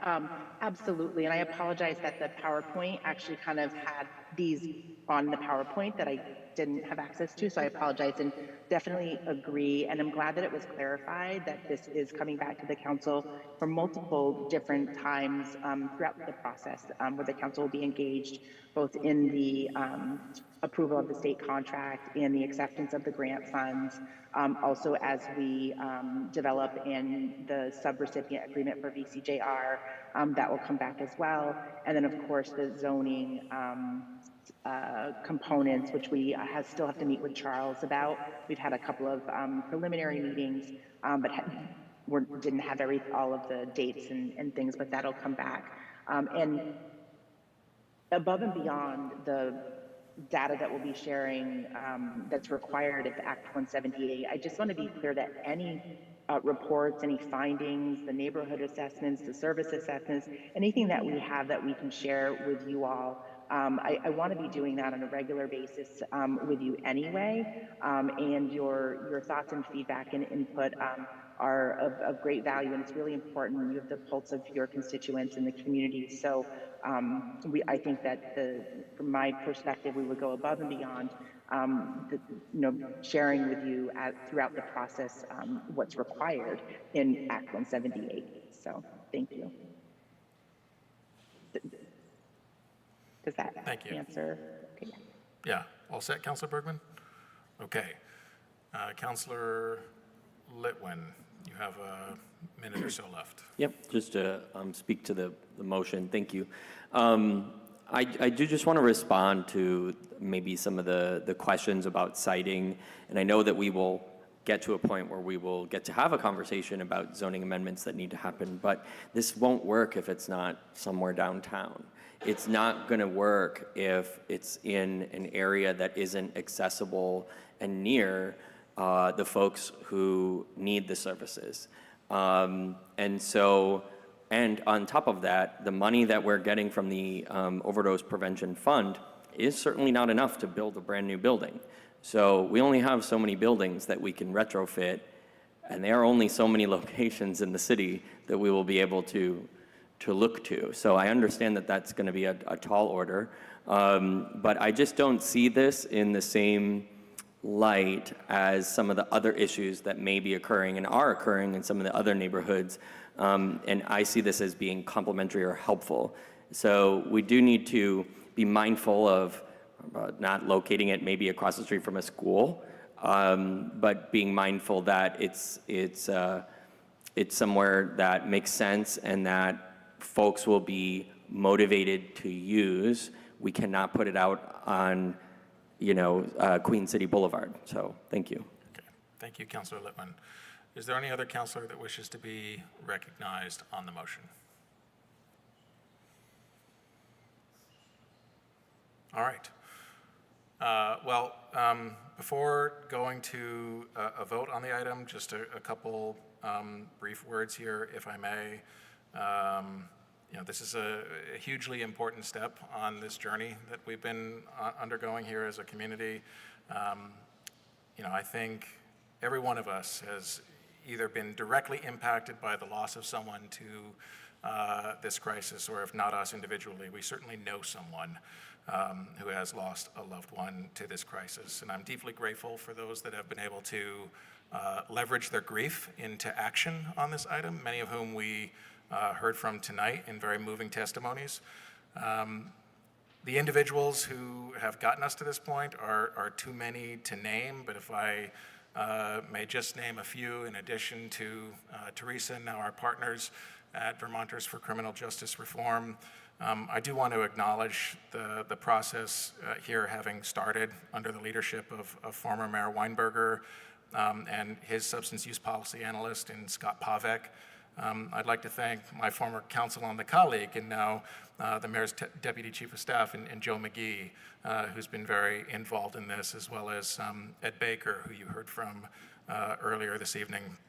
I'd also like to acknowledge former City Council President Karen Paul, who, when we last heard on this item, there was a letter from former Councilor Paul attached to our agenda. And then finally, of course, this wouldn't be possible without our partners in Montpelier. Again, too many to name, but we heard from David Mickenberg and others in their memo, particularly with respect to Representative Bloomley and Representative Wood, who maintain the funding that's going to be possible to stand this up. I appreciate Representative Taylor Small and Representative Hedrick, among many others who've been very involved in this process leading up to today. So with that note, I think we will now go to a vote on the motion as stated by Councilor Barlow. All in favor, please say aye. Aye. Aye. Any opposed? That carries unanimously. So again, thank you, Teresa, and we will look forward to hearing back from you soon. Thank you all so very much.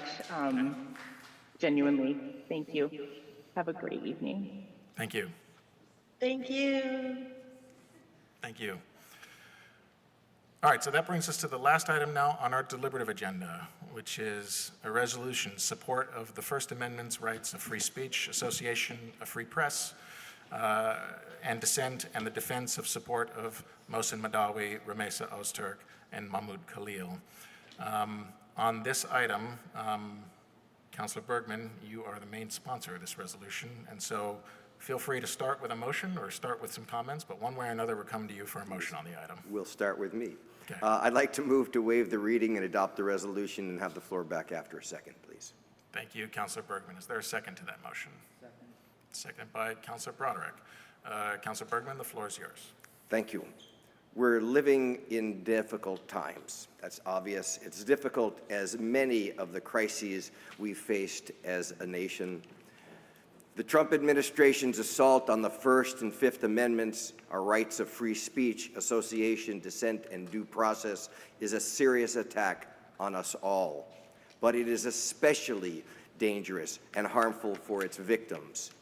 This assault demands a response, a resistance, which in turn demands leadership. You know the Niemöller poem, First They Came. We are in such a time. This time demands leadership that unites and moves the broad spectrum of people and organizations who oppose this assault.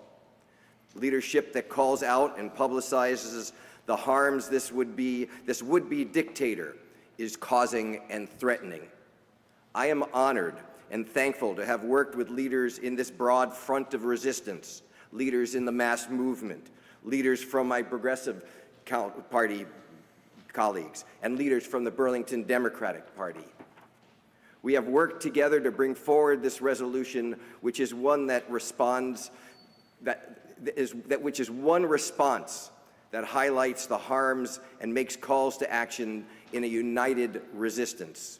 I am particularly thankful for the work across the aisle that I did with Councilor Barlow to get us to a resolution where we hopefully will all vote yes.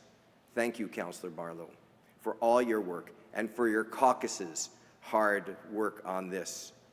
This resolution calls out many of the Trump regime's attempts to destroy our rights of free speech, association, dissent, and due process. It recognizes that the leading edge of authoritarianism is the assault on free speech, and that the first target is often the speech of those who they think are most vulnerable to repression. It recognizes that the assault is especially focused on legal immigrants who exercise their free speech rights on Palestine. It recognizes that the arrest by masked and hooded armed officers, I should add, and the detentions and attempted deportation is an immediate threat to every non-citizen, and not just students, as well as the constitutional rights and liberty of every one of us who is a citizen. This is why Trump's first line of attack must be our first line of united defense. The resolution highlights the first three targets, three students, Mahmoud Khalil, the first, Rumeysa Ozturk, and Mohsen Mahdawi. Rumeysa's and Mohsen's habeas hearings are being held in Burlington, and I have been honored to stand in solidarity with them and with so many of you in this room. They have expressed how important this community stance is to their spirits, and their lawyers have said how important these acts of solidarity are to their cases. This resolution is another act of solidarity that I am proud to be part of with you. It calls on them to be free. We quote Justice Brandeis, and we note at several points that defense of the right of free speech does not mean you have to agree with that speech. While my public positions on the Palestinian struggle align with these three students, I know and respect that others don't agree. This resolution acknowledges and respects this, and it does not relitigate our past, because it's a free speech resolution focused on the now. And it affirms that regardless of this, we support their and our right to express these positions and to criticize our government without fear of repression. There are a number of action steps we call for that I won't list, ones that are important pieces of the work we need to do. They are part of the broad movement to save democracy in the U.S. Let me end by again thanking the members of the Democratic Caucus and leaders of the movement for working with us to draft a resolution that meets the moment we are in. It was not easy, and I appreciate all of your work and willingness to join with us on this. If I had more time than 30 seconds, I would be reading a quote from Pastor Niemeyer from 1946, which really goes into the details. Look it up, Wikipedia, it's an amazing quote. It is of our time. So I would just end by saying thank you. The people united will never be defeated. Venceremos. Thank you, Councilor Bergman. How many seconds are needed for that quote? Do you have it before you? Well, maybe I'd be willing to give you some liberty. We'll come back to you. Okay. All right. We'll come back to you to end with that. How does that sound? Okay. Is there any other counselor that wishes to be recognized on this item?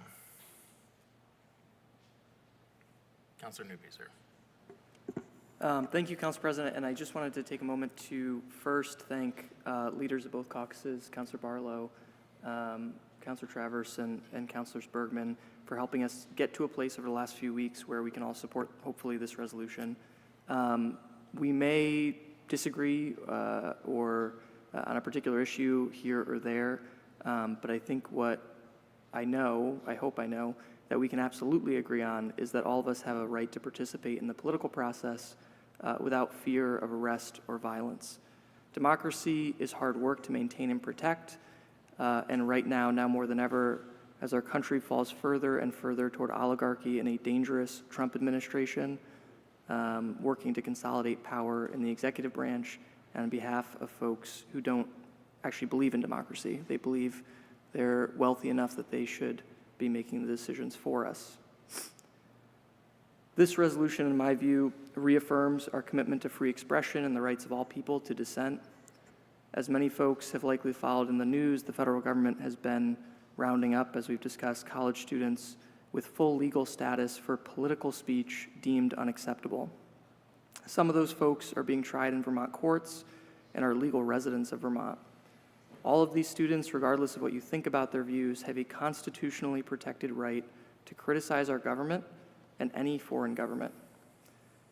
And I just wanted to reiterate, and I know many people in the room already know, but I was visiting my mother for her birthday in the last week, and my family's pretty non-political, and so haven't really been following what's going on. And I said, we were talking about this resolution, because they were like, what's up on city council? And I was like, oh, let me tell you. And, you know, one family member in particular was just shocked, and it reminded me of how truly extraordinary the moment we're in actually is.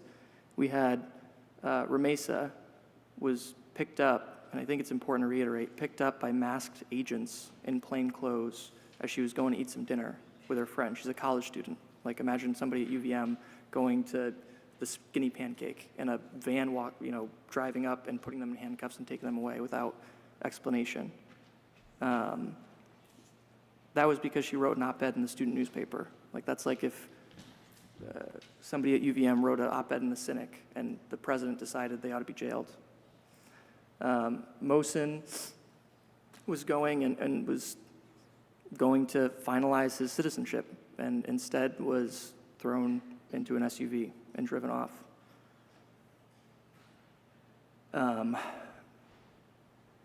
You had Mahmoud Khalil, who, again, was arrested in a dorm, a college student being arrested in a dorm because he had an opinion on a foreign conflict.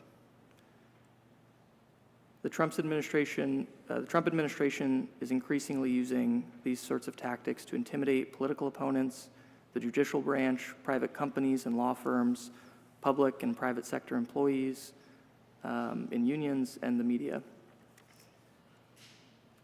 I just saw last week there was a judge in Milwaukee County who was arrested. We discussed tonight in public comment, there's farm workers in Vermont being picked up. These actions are immoral, they're un-American, they're clearly unconstitutional. And I hope that we can show unequivocally that as a council and as elected leaders here in Burlington, that we oppose it. And I'm grateful to be doing this work in this moment with all you. Thanks. Thank you, Councilor Newbeezer. Is there any other councilor that wishes to be recognized? Councilor Singh, and then Councilor McKnight, and then Councilor Broderick, and then Councilor Carpenter. Thank you, President Travers, and to everyone who's reached out via email or spoken here tonight. I plan on supporting this resolution, but I also wanted to express my gratitude to Councilor Bergman, Councilor Barlow for their hard work these past few days, and Councilor Bergman for giving me the space to speak to you directly about this resolution. I appreciate you giving me the time to discuss this further. I want to also express my gratitude to the Board of Aldermen in the city of Rutland, who sent us all their resolution and their thoughtful engagement in offering for what I believe is a very unifying statement, one that reflects the shared values of every community here in Vermont as we face the challenges in this nation from a harmful Trump administration. Free speech and due process are cornerstones of our democracy. Regardless of how uncomfortable certain ideas make us feel, it is essential that we protect everyone's right to express their thoughts. I want to support this resolution, and I will, but I give myself pause because I struggle when we only single out one group when so many others have not had the opportunity or platform to be heard. Consider the local high school students who have endured the trauma of detention and displacement from the place they considered home, or the farm worker who quietly supports our way of life, contributing to the necessities we all often take for granted. These individuals and many more carry pain, the uncertainty and emotions that none of us may never understand. We must ensure those voices are not lost in silence and ask why these voices are silent in the first place. In the place we call home, let this be a call for unity, but in the inclusiveness that we all may stand together. Thank you. Thank you, Councilor Singh. I have Councilor McKnight, and then Councilor Broderick, and then Councilor Carpenter, and then Barlow. Thank you, Council President Travers. So I've been thinking a lot about what to say tonight. It is a really strange feeling to be in this position, in this chair, and at this table, of being elected to have this microphone and then needing to actually use it to speak up, to protect our most basic freedom, one that I think we probably all take for granted most of the time. I know I do. Yet it's still so important that we do speak up, and that's why I'm unequivocally supporting this resolution. I'm also in the interesting situation of being a very angry alumna of Columbia University and a former student journalist there, the same place where two of the folks named in this resolution have studied. We could talk all night about who did what wrong and when it comes to the protests there, but ultimately I am most angry at the university's choice to shut down voices, to turn on each other, and to capitulate to the Trump administration. rather than striving for a constructive dialogue and seeking knowledge, which is what universities are supposed to do in our society. So in some ways, this, as a couple others have alluded to, this resolution is really about standing up for the right to drive each other crazy sometimes, to fight it out with people you disagree with, but to do that by using your words, and to do it without fear of physical violence or of being sent to jail. These essential rights are being undermined every single day. And as it turns out, when a constitutional crisis arrives at your doorstep, it's time to see what you are really made of. There's something miraculous, I think, that happens when you live through a seesaw each year of brutal, frigid winters and gorgeous, abundant summers, as we all do in Vermont. I think you develop a toughness, a thicker skin, and your roots grow deeper because you need them to. Your community grows stronger because we have to rely on each other to make it through. You also gain a keen understanding of just what it is that we have to lose here and how lucky we are to live in this state and in this country. And so, to Donald Trump and your schoolyard gang of billionaire bullies, this is what I have to say to you. We Burlingtonians, we Vermonters, we are not afraid, and we know exactly what we are fighting for. We will keep learning to use our microphones. We will keep speaking up for the voices who are silenced. We will keep getting in touch with our power, and we will not stop until the dark specter of authoritarianism is back in the very distant past where it belongs, until everyone in this beautiful city and this incredible state is once again living peacefully with all the freedoms that our Constitution provides, particularly the ones in the First Amendment. Thank you. Thank you, Councilor McKnight. Our next speaker is Councilor Broderick, who will be followed by Councilors Carpenter, Barlow, and Kane. Thank you. And Grant. I won't restate what's already been said. I second all that's been said already. And so I think I will, I will boost the words of the public when they said that that this is not the end. This resolution is not the end. Words, especially words in a united front from Burlington's representatives, are certainly powerful, but they are just words. And we've heard a lot of words ever since October 7th and since the 2024 presidential election. We've heard plenty of words, and it's not until places like Burlington and those who were elected to carry out the will of Burlingtonians, and I would include protecting Burlingtonians, protecting their rights. It's not until we are prepared to stand up and take action to defend the rights of Burlingtonians that this can finally end. And this goes for the governing bodies of every state, every county, and every municipality in the country. So to our institutions, specifically our public and private colleges and universities, this resolution calls on you to not lay down, to not fold, to not give in to any potential demands of the Trump administration in regards to threatening the lives and the livelihoods of your students and your workers. And if you do not do that, then it is my hope and my goal to use every lever of power that the city has at its disposal to make sure that our students, our neighbors, our children, and our workers are protected, both now and in the future. It's deeply troubling that we're in the position where we have this fascist dictatorship hovering over our heads, and at any time, their stormtroopers will appear and take away the people that we love here in this city. And again, I am deeply grateful that this resolution will pass and we'll be able to send this message.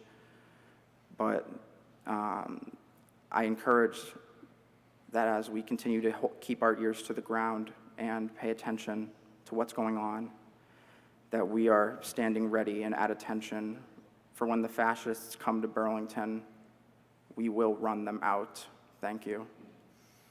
Thank you, Councilor Broderick. Councilor Carpenter. Thank you. As perhaps a little elder statesman, I don't know if any of you remember what happened 55 years ago in May of 1970. That was the tragic events of Kent State, the Vietnam War, where the protesters got shot for their expressing their opinion.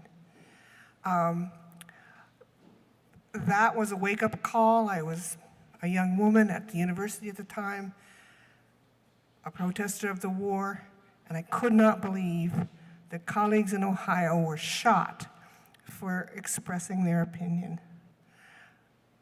I thought in the remaining last 55 years, that we have done better, but I guess not. And so I think having freedom of speech is what allowed me to express my opinions all the way through my career in government and now into my retirement. It allowed me to express my free speech at the Hands Off demonstration in DC with 100,000 other people. And I applaud, and we need to support that right. That was a really uplifting experience in a fashion just this month. But it was a startling experience because of the number of, not the number of people, the number of affected groups. Hundreds and hundreds of affected groups. People were passionate about them. Too many groups to put on a city council ballot or address that way. How do we address that harm? It's through our freedom of speech and letting ourselves have the dialogue that we need to have when we disagree. And we need to understand that there are a lot of perspectives. There's perspectives about how horrific war is, but we need to keep talking about how that gets solved. And that's the allowance, the right of free speech. So I'm pleased to be part of this. We don't agree on all the language. We had lots of discussion about that, and I think that's well called out in the resolution itself, that we understand that we don't always agree, and we understand that there are lots of different passions and causes and horrific things in this world, and we need to collectively stop them, and we can't be pitting one against another. So again, I hope this is a sign of unity, that we can continue to work out on those issues and do them in a peaceful, logical, and humanistic way. Thank you. Thank you, Councilor Carpenter. Councilor Barlow, and then Councilor Kane, and then Councilor Grant. Thank you, President Travers. I'll first say that if some of us had written this resolution, it would look a lot more like the Rutland resolution that we're recognizing and affirming tonight, and less like the one we're voting on. There are many assaults on our rights, our institutions, and our long-established norms coming from the Trump administration right now, far more than we have time to cite in a single resolution. So I appreciate that Councilor Bergman has brought the assault on our constitutional rights in this resolution so we can take action tonight. I'm also thankful for the collaborative caucus-to-caucus dialogue, far more dialogue than we probably, either one of us wanted to have, but we did over the weekend. And to improve this resolution and make it more inclusive. And I'll also like to thank everybody here at the table tonight for bending a little bit or a lot of bit on language so that we could speak with one voice. Thank you. Thank you, Councilor Barlow. Councilor Kane? Thank you.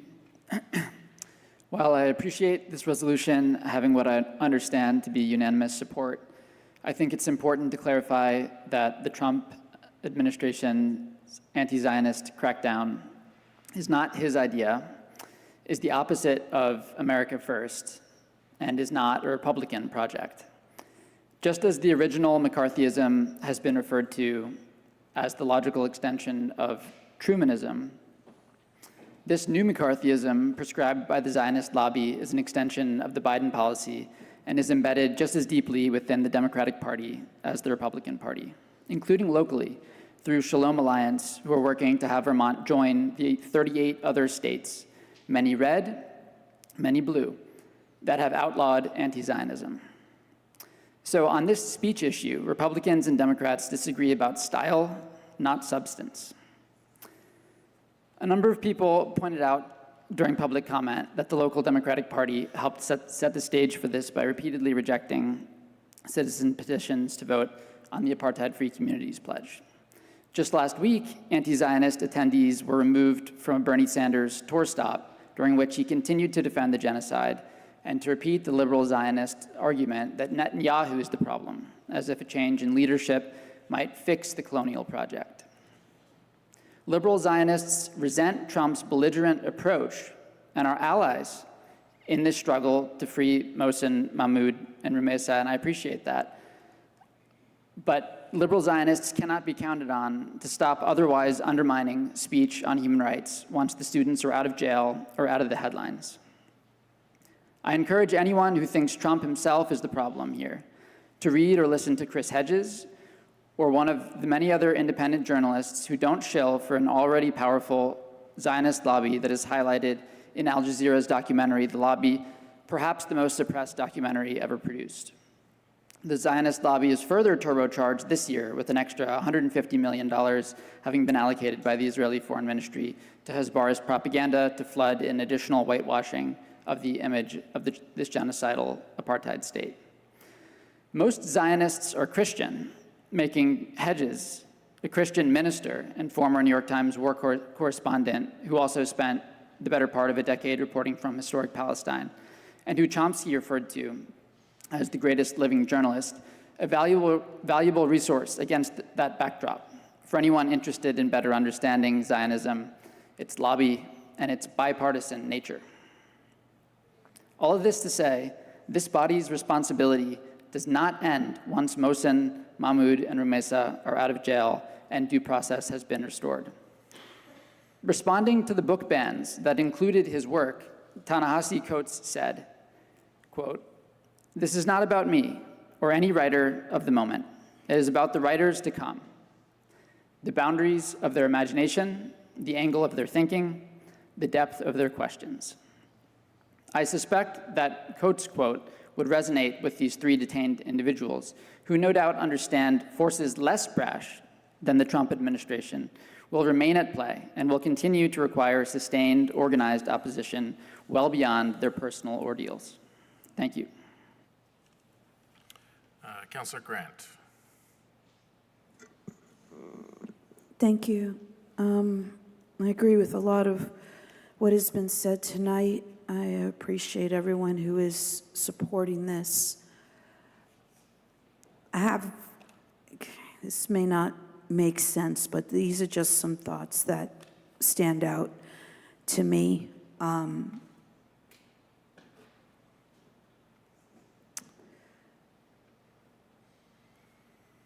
I want to say first that we're not just talking about an assault on free speech. We're talking about an assault on the truth. And the very specific goal of disappearing people who are talking about the genocide in Gaza should really terrify us. We can say that it's Trump. People voted for him. He's got his cronies, so to speak. People are following orders. People are following orders. To be an organizer or an activist, these are dirty words now. Individuals who identify as such are in danger. I don't think I'm an activist. Not that there's anything wrong with that. But people call me an activist. And it's not said in a positive way.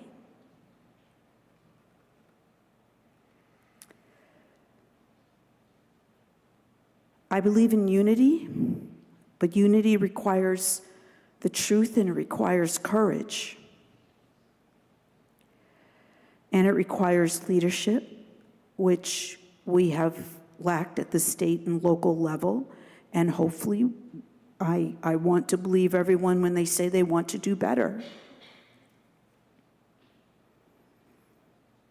I was a victim of retaliation. I continue to be a victim of retaliation. So I want to see us do better. I thank Councilors Bergman and Barlow for their hard work in the negotiations as we worked on the language.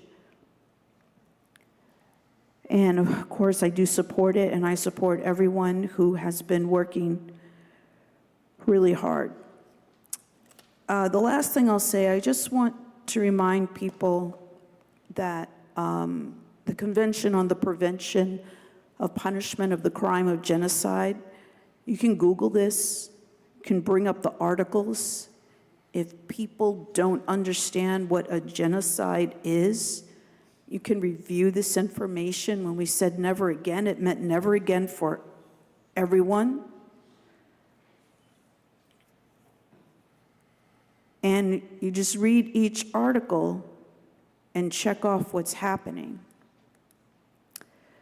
And we know that we are funding this with our tax dollars, money, F-35s, other equipment, which is different from what's happening in Sudan and some other places. We are complicit.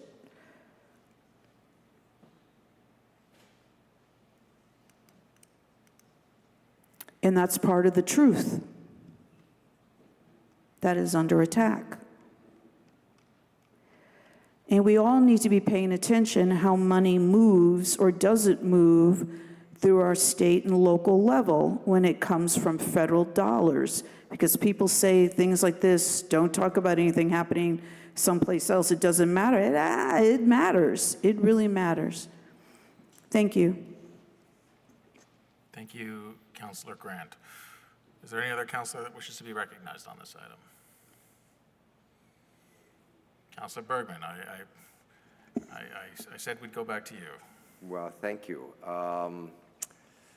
I said that this is a time like the time that Pastor Niemöller mentioned.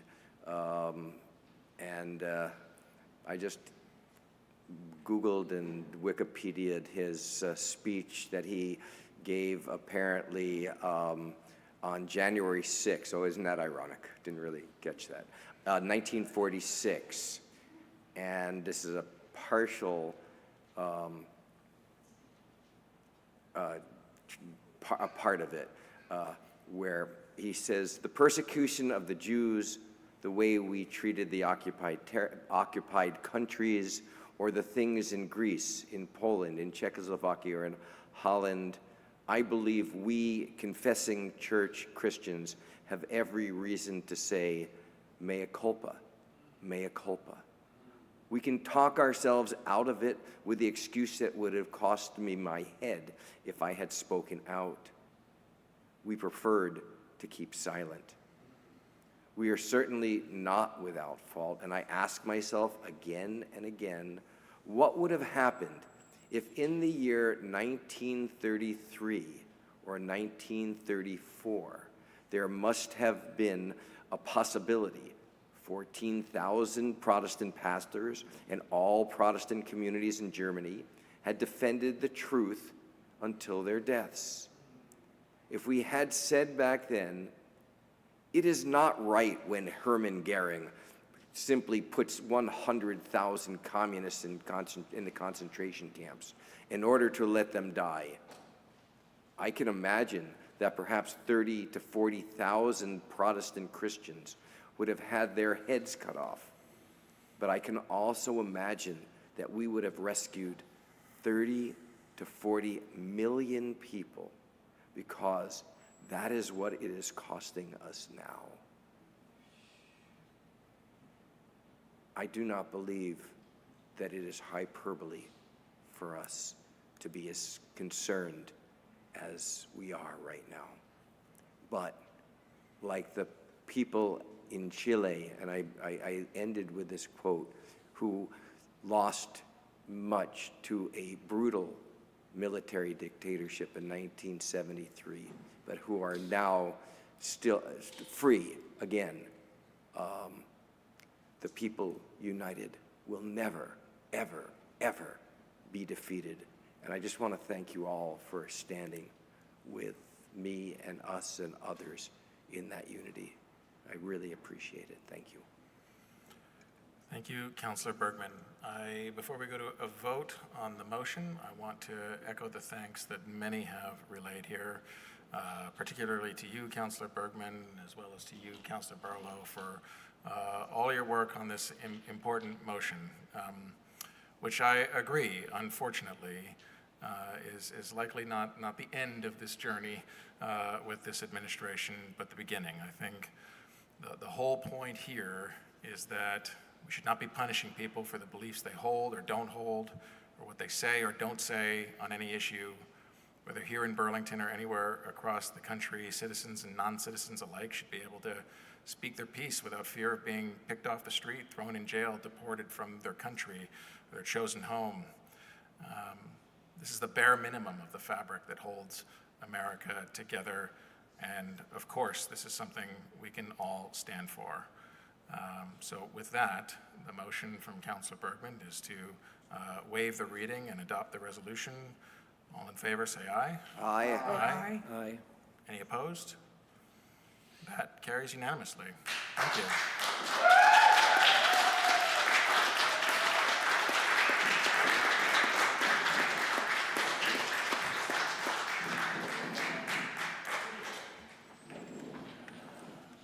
And it is not 10:30 yet, so we can actually finish our agenda. So we have our committee reports. I know a number of councillors gave what sounded like committee reports earlier on in the agenda, but is there any other councillor that wishes to provide a committee report? Over here, 1 second. Councillor Bergman. Just to say that the Ordinance Committee is struggling mightily to get a meeting scheduled, but we are, I think, really close to that. Thank you. And that actually reminds me of something, which is to ask Lori as the clerk, with the motion that Councillor Litwin made earlier for the License Committee, that we'll need to add that to the accountability list. I'm sure you had that already, but we can follow up on that. Okay, is there any other councillor with a committee report? Councillor Newbeeser. Just in relation to what Councillor Litwin referenced earlier, myself and Jonathan Chappell-Sokol, who helped put together the resolution from the MPAs, are going to every MPA to present on a resolution about strengthening the relationship, clarifying it. Our hope is that from now until, I think we'll probably finish up with the last one in early June, but that we'll be able to report back to CDNR and then bring something to the floor of the council.